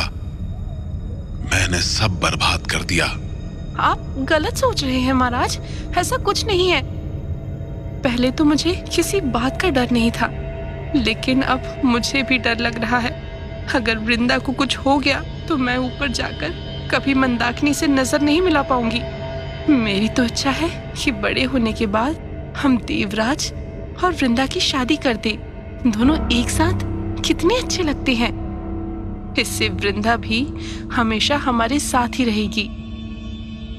हाँ, मुझे भी वृंदा बहुत प्यारी लगती है। जब भी उसे देखता हूँ तो मुझे हमारी संध्या की याद आती है। ऐसा लग रहा है जैसे उसके आने से संध्या की कमी पूरी हो जाएगी। मैं वृंदा को वो सब दूंगा जो मैंने संध्या के लिए सोचा था। हाँ, हमारी संध्या भी कितनी प्यारी थी, लेकिन हमारी एक गलती की वजह से आज वो हमारे साथ नहीं है। कभी कभी तो मुझे लगता है पूरी रत्नागिरी के लोग हमारी ही गलती की सजा चुका रहे हैं। संध्या के मरने के बाद ही रत्नागिरी में मौत का ये सिलसिला शुरू हुआ था और आज 70 छोटी बच्चियों की जान जा चुकी है। हाँ दुर्गा, ये तो मैंने सोचा ही नहीं था। संध्या की मौत के बाद ही ये सब शुरू हुआ। अगर ऐसा है तो इतनी सारी मासूम बच्चियों की मौत का जिम्मेदार और कोई नहीं, मैं ही हूं। दुर्गावती की डायरी में ये सब पढ़कर देव हैरान रह जाता है। इसे पढ़कर तो मैं और भी कंफ्यूज हो रहा हूं। अब ये संध्या कहां से आ गई? क्या देवराज की कोई बड़ी बहन भी थी? लेकिन आज तक मुझे उसके बारे में कैसे पता नहीं चला? बाबा ने भी मुझे ऐसा कुछ नहीं बताया था। और उन सब मौतों का उससे क्या रिलेशन है? क्या संध्या ही वो साया है? खैर जो भी हो, आज के यज्ञ के बाद इन सबसे कोई फर्क नहीं पड़ेगा। अब इस डायरी को वापस रख देता हूं। वैसे भी अब इसका कोई काम नहीं है। मुंबई वापस जाने से पहले इसे यही पैलेस में ही छोड़ दूंगा। मैं इस जगह की कोई पुरानी याद अपने साथ नहीं ले जाना चाहता। देव डायरी को ड्रॉर में रखकर ड्रॉर लॉक कर देता है। अब मुझे जल्दी रेडी हो जाना चाहिए। ऑलरेडी 8 बज चुके हैं।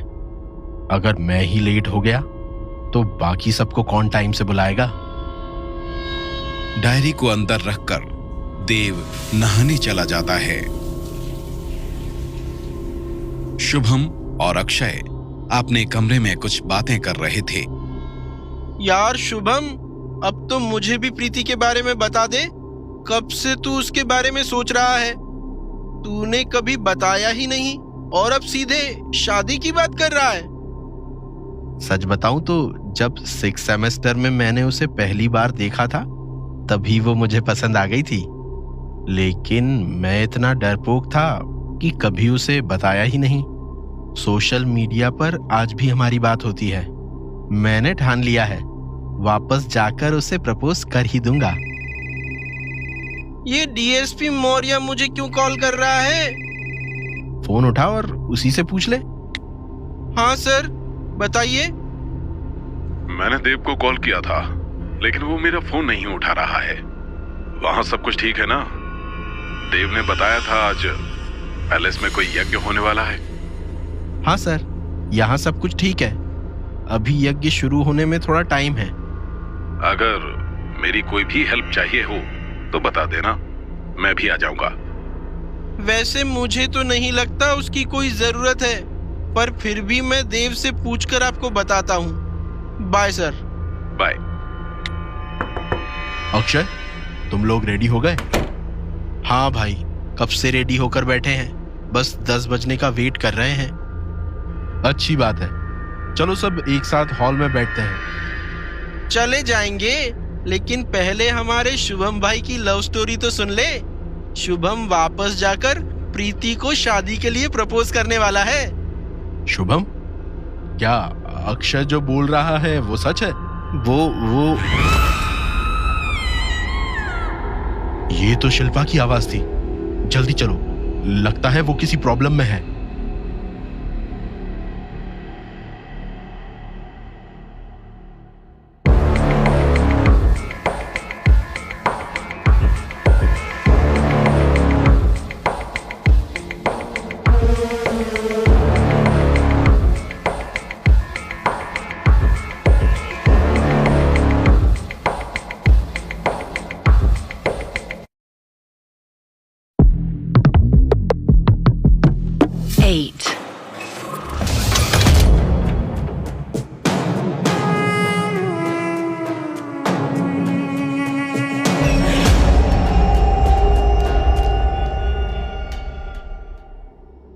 शिल्पा की चीख सुनकर देव, शुभम और अक्षय बाहर निकलते हैं और भागते हुए शिल्पा के कमरे में जाते हैं।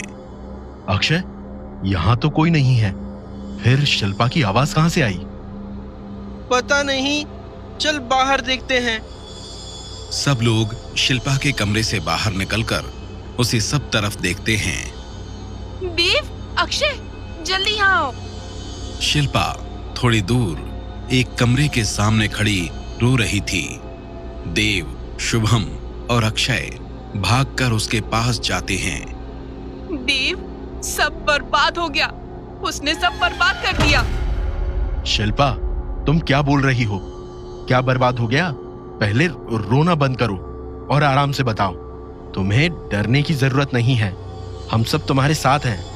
उसने सब बर्बाद कर दिया देव, अब हम क्या करेंगे? उन सबको शिल्पा की बात बिल्कुल समझ नहीं आ रही थी, लेकिन उसका इशारा कमरे की तरफ था। सब लोग फौरन उस कमरे के अंदर घुसते हैं और कमरे के अंदर जाकर उन सब के चेहरे का रंग उड़ जाता है। वो लोग देखते हैं कि साधु अपने आसन पर नहीं, जमीन पर लेटे हुए हैं और उनके सीने पर एक बड़ा सा खंजर धंसा हुआ था। साधु का खून पूरे कमरे में फैला हुआ था। ये सब देखकर शुभम और अक्षय बुरी तरह सदमे में आ जाते हैं। उन्हें कुछ समझ नहीं आ रहा था कि ये सब कैसे हो सकता है।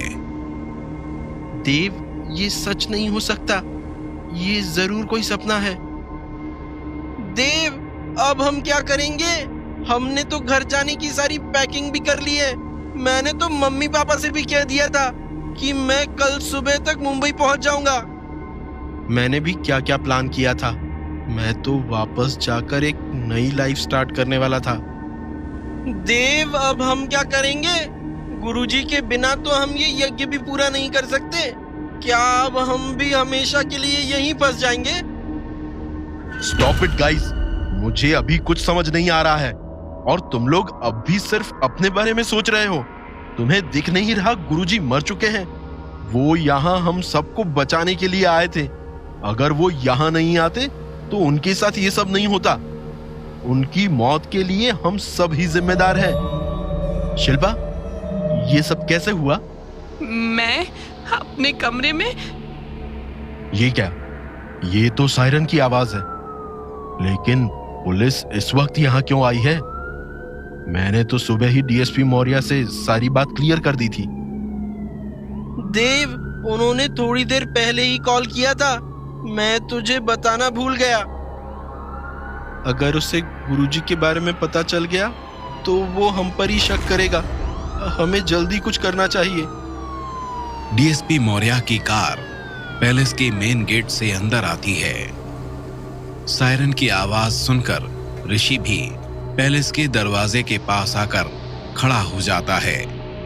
डीएसपी मौर्य कार से निकलता है और चलकर ऋषि के पास आता है। आप कौन हैं और इतनी रात यहाँ क्यों आए हैं? क्या कोई परेशानी है? ऋषि को देखकर डीएसपी मौर्य समझ जाता है कि ये वही है जिसके बारे में देव ने सुबह डीएसपी मौर्य को बताया था। नहीं नहीं, कोई परेशानी नहीं है। मैं देव का दोस्त हूं। अगर मैं गलत नहीं हूं तो तुम जरूर ऋषि होगे। देव ने सुबह मुझे तुम्हारे बारे में बताया था। उसने कहा था कि रात को गुरुजी उन आत्माओं को खत्म करने के लिए कोई यज्ञ करने वाले हैं। मैंने सोचा अगर मैं भी आप सबकी कोई मदद कर सकूं तो अच्छा होगा। मैं भी चाहता हूं कि रत्नागिरी से ये सारी प्रॉब्लम्स खत्म हो जाएं और यहाँ के लोग भी बिना किसी डर के जिएं। जरूर ऐसा ही होगा। अभी तो यज्ञ शुरू होने में लगभग 1 घंटा है। आप अंदर आइए, सब लोग अंदर ही हैं। ऋषि डीएसपी मौर्य को लेकर पैलेस के अंदर आता है। बाकी सब लोग कहाँ हैं? कोई दिखाई नहीं दे रहा। सब लोग यज्ञ के लिए तैयार हो रहे हैं। देव और बाकी सब ऊपर से ऋषि और डीएसपी मौर्य को अंदर आते देख रहे थे। देव, मेरी बात मान। हमें डीएसपी मौर्य को इसके बारे में नहीं बताना चाहिए। आफ्टर ऑल वो है तो एक पुलिस ऑफिसर।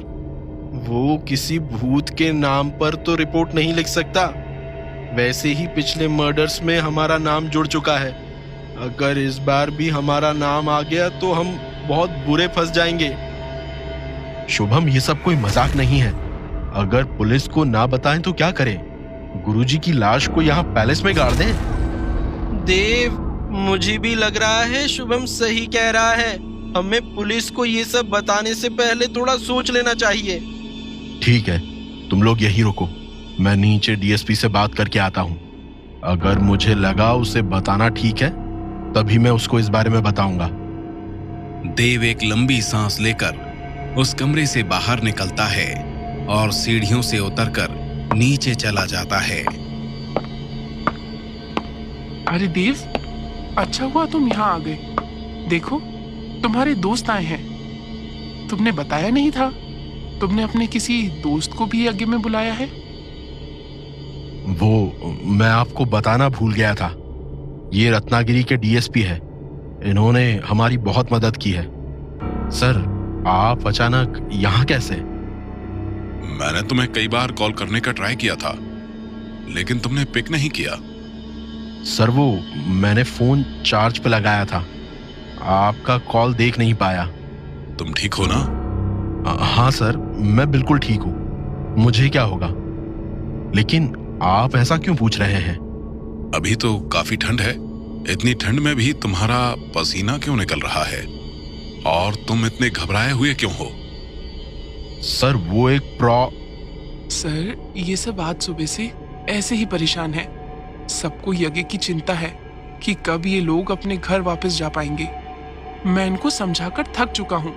जब तक गुरुजी हमारे साथ हैं, हमें किसी चीज की चिंता करने की जरूरत नहीं है। ऋषि, एक बहुत बड़ी प्रॉब्लम हो गई है। तुम किस प्रॉब्लम की बात कर रहे हो? चलो, जो भी बात है गुरुजी को बता देते हैं। ऋषि, गुरुजी अब हमारे साथ नहीं है। हमारे साथ नहीं है? फिर कहाँ चले गए? उन्होंने तो मुझसे कहा था कि वो यज्ञ शुरू होने तक ध्यान में ही बैठे रहेंगे। ऋषि, उसने गुरुजी को मार दिया। देव, तुम्हें पता है तुम क्या कह रहे हो? मुझे ऐसा मजाक बिल्कुल पसंद नहीं है। मुझे माफ करना ऋषि, लेकिन मैं मजाक नहीं कर रहा हूं। ये सच है। आप लोग प्लीज मेरे साथ चलिए। ऋषि के लिए इस बात पर विश्वास करना बहुत मुश्किल था। वो उठता है और देव के पीछे पीछे जाने लगता है। टीएसपी मौर्य भी उनके साथ जाता है। जैसे ही ऋषि उस कमरे के अंदर जाता है, साधु को जमीन पर पड़ा देख उसके चेहरे के सारे एक्सप्रेशंस गायब हो जाते हैं। ऐसा लग रहा था जैसे उसका खून ही जम गया हो। टीएसपी मौर्य भी ये सब देखकर बहुत परेशान हो जाता है। उसने अभी थोड़ी देर पहले ही कमिश्नर से वादा किया था कि अब रत्नागिरी में कोई मर्डर नहीं होगा, और कुछ घंटों बाद ही उसके सामने एक और लाश पड़ी हुई थी। थोड़ी देर के लिए कमरे में पूरी तरह सन्नाटा छा जाता है। ऋषि, तुम ठीक हो? ऋषि देव की बात का कोई जवाब नहीं देता। वो एक झटके से जमीन पर साधु की लाश के पास बैठ जाता है। ये नहीं हो सकता। वो आत्मा गुरुजी का कुछ नहीं बिगाड़ सकती थी। पता नहीं गुरुजी के व्रत के बावजूद वो इनके पास भी कैसे आई। चाहे जो भी हो, मैं आज गुरुजी से वादा करता हूँ, जिसने भी इनके साथ ऐसा किया है, मैं उसे खत्म करके ही रहूंगा। ये सब कैसे हुआ? मुझे शुरू से सब कुछ बताओ। यहाँ पर सब लोग हैं ना? कोई बाहर तो नहीं गया है? अंजलि, वो अपने कमरे में अकेली है। शुभम, जल्दी जाकर अंजलि को देख। उधर अंजलि इन सब बातों से अनजान अपने कमरे में बैठी रेडी हो रही थी। देव जरूर सबसे कुछ छुपा रहा है। मैंने उससे पूछा तो भले ही उसने मुझे मना कर दिया, लेकिन उसके चेहरे से साफ पता चल रहा था कि वो झूठ बोल रहा है। उस डायरी में जरूर कुछ तो है। आखिर ये दुर्गावती है कौन? एक बार ये यज्ञ पूरा हो जाए, उसके बाद देव से ही सब कुछ पूछ लूंगी, और यज्ञ के बाद मुझे गुरुजी को भी कुछ बताना है।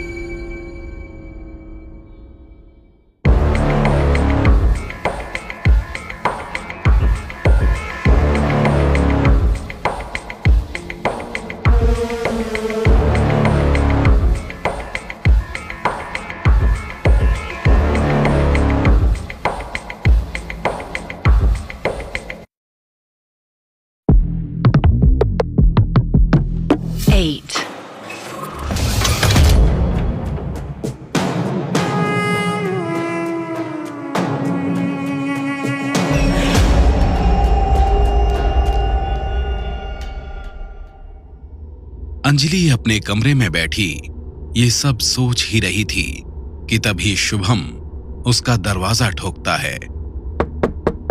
कौन है? अंजलि, जल्दी बाहर आओ, एक प्रॉब्लम हो गई है। क्या? लेकिन अभी तो 9:30 ही बजे हैं। गुरुजी ने तो 10 बजे आने के लिए कहा था। अंजलि, मुझे तुम्हें कुछ बताना है, जल्दी दरवाजा खोलो। शुभम, मैं रेडी हो रही हूँ, मुझे थोड़ा टाइम लगेगा। अंजलि, कोई यज्ञ नहीं होने वाला, उसने गुरुजी को मार दिया। क्या? शुभम, ये तुम क्या बोल रहे हो? मेरी भी कुछ समझ नहीं आ रहा है, जल्दी ऊपर चलो, वो डीएसपी भी आया हुआ है। अंजलि और शुभम दौड़कर ऊपर जाते हैं। देव, शुभम ये क्या बोल रहा है? तुम लोग कोई प्रैंक कर रहे हो ना? अंजलि बोल ही रही थी कि तभी उसकी नजर जमीन पर पड़ी गुरुजी की लाश पर जाती है। गुरुजी को इस हालत में देखकर अंजलि के आंसू निकलने लगते हैं।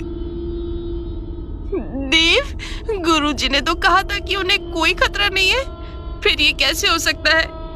हमें उन्हें ऐसे अकेले नहीं छोड़ना चाहिए था। मैंने संस्कार से कहा था यज्ञ होने तक पूरे टाइम गुरुजी के साथ ही रहे, फिर वो इन्हें छोड़कर कहां चला गया? अंजलि की बात सुनकर सब लोगों की आंखें डर और हैरानी से बड़ी हो जाती हैं। सबका ध्यान पूरी तरह गुरुजी पर ही था। इन सब में वो संस्कार के बारे में तो भूल ही गए थे। हाँ, संस्कार कहाँ है? वो तो गुरुजी के साथ ही था। संस्कार, संस्कार! शुभम, अक्षय, तुम लोग संस्कार को पैलेस के अंदर ढूंढो, मैं बाहर देखता हूं। डीएसपी मौर्य पूरे कमरे को ध्यान से देखता है। तभी उसकी नजर एक दरवाजे पर जाती है। वो अपनी उंगली से उस दरवाजे की तरफ पॉइंट करते हुए पूछता है, ये दरवाजा कहाँ जाता है? सर, ये तो बालकनी का दरवाजा है। इसे खोलो, बालकनी चेक करो। अक्षय आगे बढ़ता है और दरवाजा खोलता है। दरवाजा खुलते ही सब लोगों की नजर बालकनी में जाती है। संस्कार वहीं जमीन पर पड़ा हुआ था। उसके सिर पर गहरी चोट लगी थी और उसका खून बालकनी से बहकर नीचे गार्डन में खड़ी देव की कार पर टपक रहा था। नहीं संस्कार, तू मुझे ऐसे छोड़कर नहीं जा सकता। मैं गुरुजी और तुझे एक साथ नहीं खो सकता। तुम दोनों के बिना मैं। ऋषि अपनी बात पूरी कर पाता उससे पहले ही उसे चक्कर आ जाता है और वो जोर से जमीन पर गिर जाता है। सब लोग पीछे हटो, मुझे देखने दो। तुम सब ऋषि को उठाओ। डीएसपी मौर्य सबके बीच से निकलकर संस्कार के पास जाता है और अपने हाथ से उसकी नब्ज चेक करने लगता है। ये मरा नहीं है, इसकी नब्ज अभी भी चल रही है। हमें जल्दी एम्बुलेंस बुलानी होगी। डीएसपी मौर्य अपना फोन निकालता है और हॉस्पिटल का नंबर डायल करने लगता है। हेलो, हाँ, मैं जेपी मौर्य बोल रहा हूं, डीएसपी रत्नागिरी। जल्दी पैलेस में एक एम्बुलेंस भेजिए, एक इमरजेंसी है। ऑलरेडी बहुत ब्लड लॉस हो चुका है, हमारे पास ज्यादा टाइम नहीं है। हाँ, जल्दी भेजिए।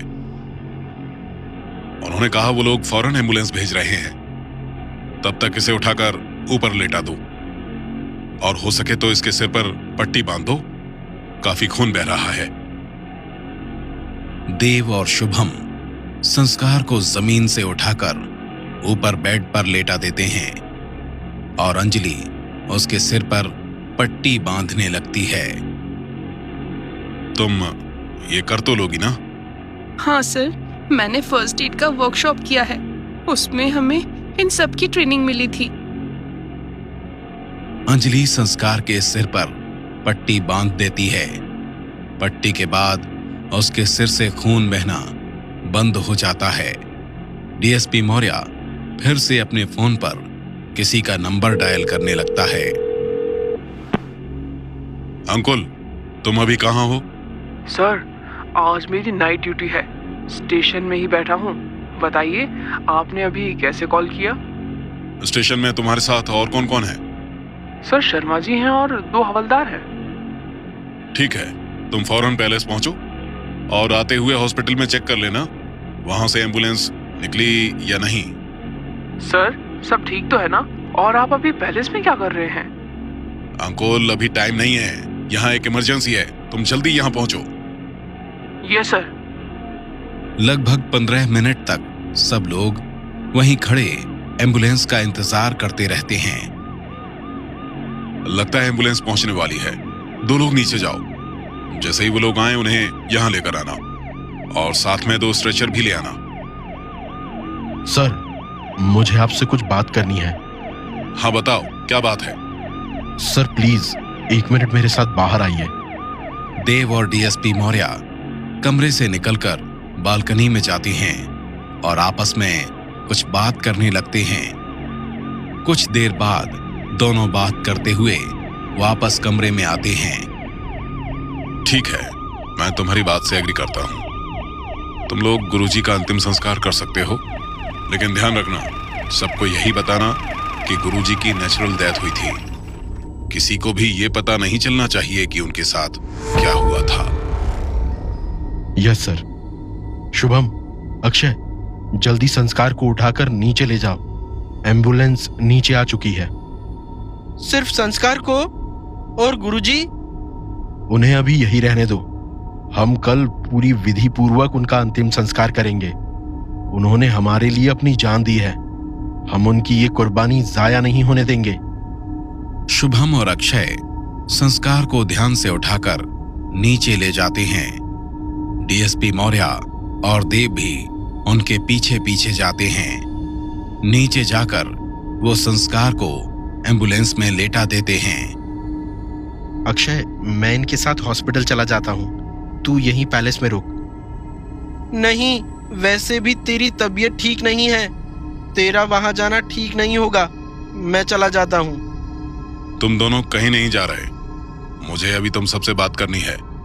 मैं शर्मा जी को बोल दूंगा, वो हॉस्पिटल चले जाएंगे। अब सब वापस चलो।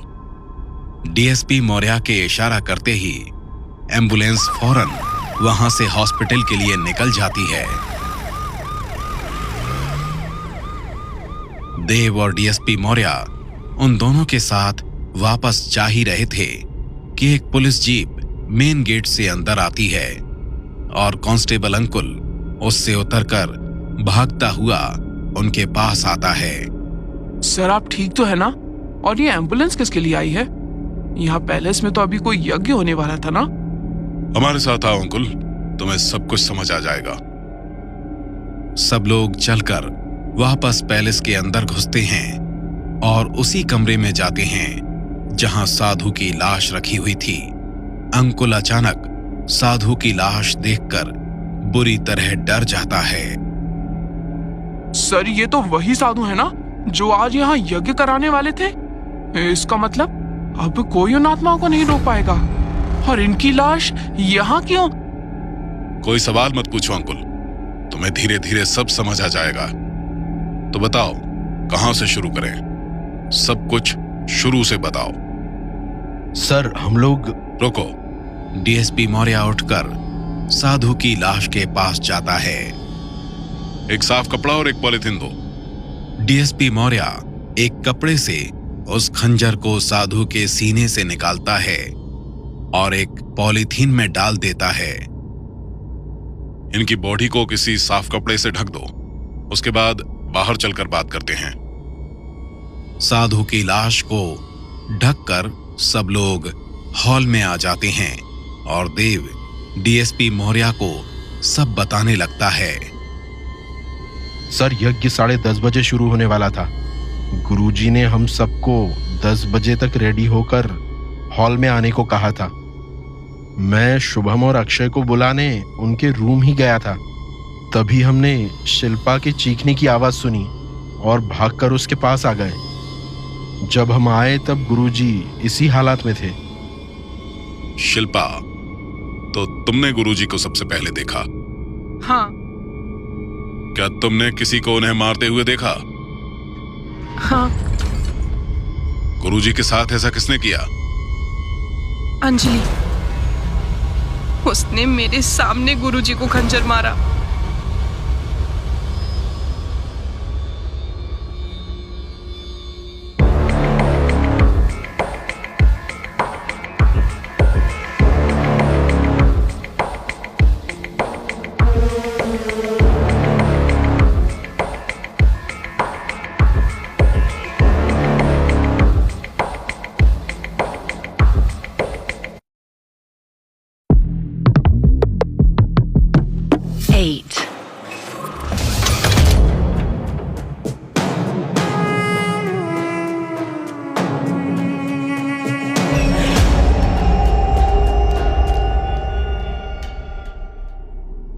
शिल्पा की बात सुनकर सब लोग हैरान रह जाते हैं। किसी को उसकी बात पर विश्वास नहीं हो रहा था।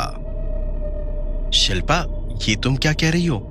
अंजलि को तो कुछ भी पता नहीं था। अंजलि तो हम सब के बाद ऊपर आई है। शुभम, मुझे अच्छी तरह पता है मैं क्या कह रही हूँ। मैंने अपनी आंखों से देखा है अंजलि को गुरुजी की जान लेते हुए। शिल्पा, तुम ऐसा क्यों कह रही हो? भला मैं गुरुजी को क्यों मारूंगी? वो तो हम सबको इस प्रॉब्लम से बाहर निकालना चाहते थे। सब लोग चुप रहो, जिससे मैं पूछूंगा बस वो ही बोलेगा। शिल्पा, शुरू से बताओ तुमने क्या देखा? सर, मैं अपने रूम में रेडी हो रही थी, तभी अचानक मुझे ऐसा लगा कि कोई मेरे पीछे खड़ा है। मैंने फौरन पीछे पलटकर देखा तो वहां अंजलि खड़ी थी। अंजलि को वहां देखकर मैं बहुत बुरी तरह से चौंक गई। मुझे अच्छी तरह याद है, मैंने अपने रूम का दरवाजा अंदर से लॉक किया था। मैंने अंजलि से पूछा, अंजलि, तुम यहाँ क्या कर रही हो और तुम अंदर कैसे आई? मैंने तो दरवाजा लॉक किया था। नहीं शिल्पा, तुम्हारे रूम का दरवाजा खुला हुआ था। फिर भी तुम्हें एटलीस्ट नॉक करके आना चाहिए था अंजलि। पता है मैं कितना डर गई थी। बताओ तुम यहाँ क्यों आई हो? मुझसे कोई काम था? हाँ शिल्पा, वो मेरा बॉडी वॉश खत्म हो गया है। क्या मैं तुम्हारा बॉडी वॉश यूज कर सकती हूँ? तुम्हें मेरा बॉडी वॉश यूज करने की जरूरत नहीं है। मेरे पास वैसे भी एक बॉटल एक्स्ट्रा है। रुको, मैं अभी तुम्हें निकाल कर देती हूँ। शिल्पा अपने कपबोर्ड का ड्रॉर खोलती है और उसके अंदर बॉडी वॉश की बोतल ढूंढने लगती है। हाँ, ये रहा। ये लो अंजलि। शिल्पा अंजलि को बॉडी वॉश की बोतल देने के लिए पीछे मुड़ती है, लेकिन अंजलि वहां नहीं थी। अंजलि को वहां ना देखकर शिल्पा थोड़ा डर जाती है। अंजलि, कहाँ हो तुम? अचानक शिल्पा के कंधे पर पीछे से एक हाथ आता है। मैं यहाँ हूँ शिल्पा, तुम्हारे पीछे। अंजलि, तुम तो अभी यहाँ पर खड़ी थी, फिर मेरे पीछे कब आई? तू भी ना शिल्पा, कितना डरती है। पहले मेरे अंदर आने से डर गई और अब मेरे पीछे आने से डर गई। अगर तूने कभी उस तंत्रा को सामने से देख लिया तब तो तेरी जान ही निकल जाएगी। अंजलि की बात सुनकर शिल्पा का चेहरा डर से भर जाता है। क्या हुआ शिल्पा, तू इतना घबरा क्यों रही है? शिल्पा अंजलि की बात का कोई जवाब नहीं देती। उसका पूरा शरीर डर से कांपने लगता है और पसीने की एक बूंद उसके चेहरे से टपककर नीचे जमीन पर गिरती है। अंजलि खिड़की की तरफ अपना मुंह करके खड़ी थी, लेकिन खिड़की के शीशे में अंजलि का चेहरा नहीं दिख रहा था। अंजलि की जगह उसमें किसी और का चेहरा था। वो जला हुआ भयानक चेहरा और किसी का नहीं, तंत्रा का था। अंजलि, तुम्हारे चेहरे को क्या हुआ? क्या मेरे फेस पर कुछ लगा है? अंजलि पीछे पलटती है। अब उसका चेहरा पहले की तरह बिल्कुल नॉर्मल था। ये लो अंजलि, तुम्हें बॉडी वॉश चाहिए था ना? अब तुम जाओ, मुझे भी रेडी होना है। इतनी भी क्या जल्दी है शिल्पा? थोड़ी देर बैठकर बात कर लेते हैं। वैसे भी आजकल तेरे पास अपनी इस दोस्त के लिए टाइम ही कहाँ है। नहीं अंजलि, ऐसी कोई बात नहीं है। मैं बस लेट नहीं होना चाहती। गुरुजी ने हम सबको यज्ञ के लिए 10 बजे आने को कहा है। तो उसकी चिंता मत कर। आज यहाँ कोई यज्ञ नहीं होगा। मैं उससे पहले ही गुरुजी को मार दूंगी। अंजलि, ये तो क्या कह रही है? तू ठीक तो है ना? तू आज मुझे कुछ... शिल्पा अपनी बात पूरी कर पाती उससे पहले ही अंजलि अपने दोनों हाथों से उसका गला पकड़ लेती है। तुझे क्या लगा तुम सब लोग इतनी आसानी से यहाँ से वापस चले जाओगे और मैं बस देखती रहूंगी? तुम में से कोई भी यहाँ से जिंदा नहीं जाएगा। सब मरोगे। मैं किसी को भी नहीं छोड़ूंगी।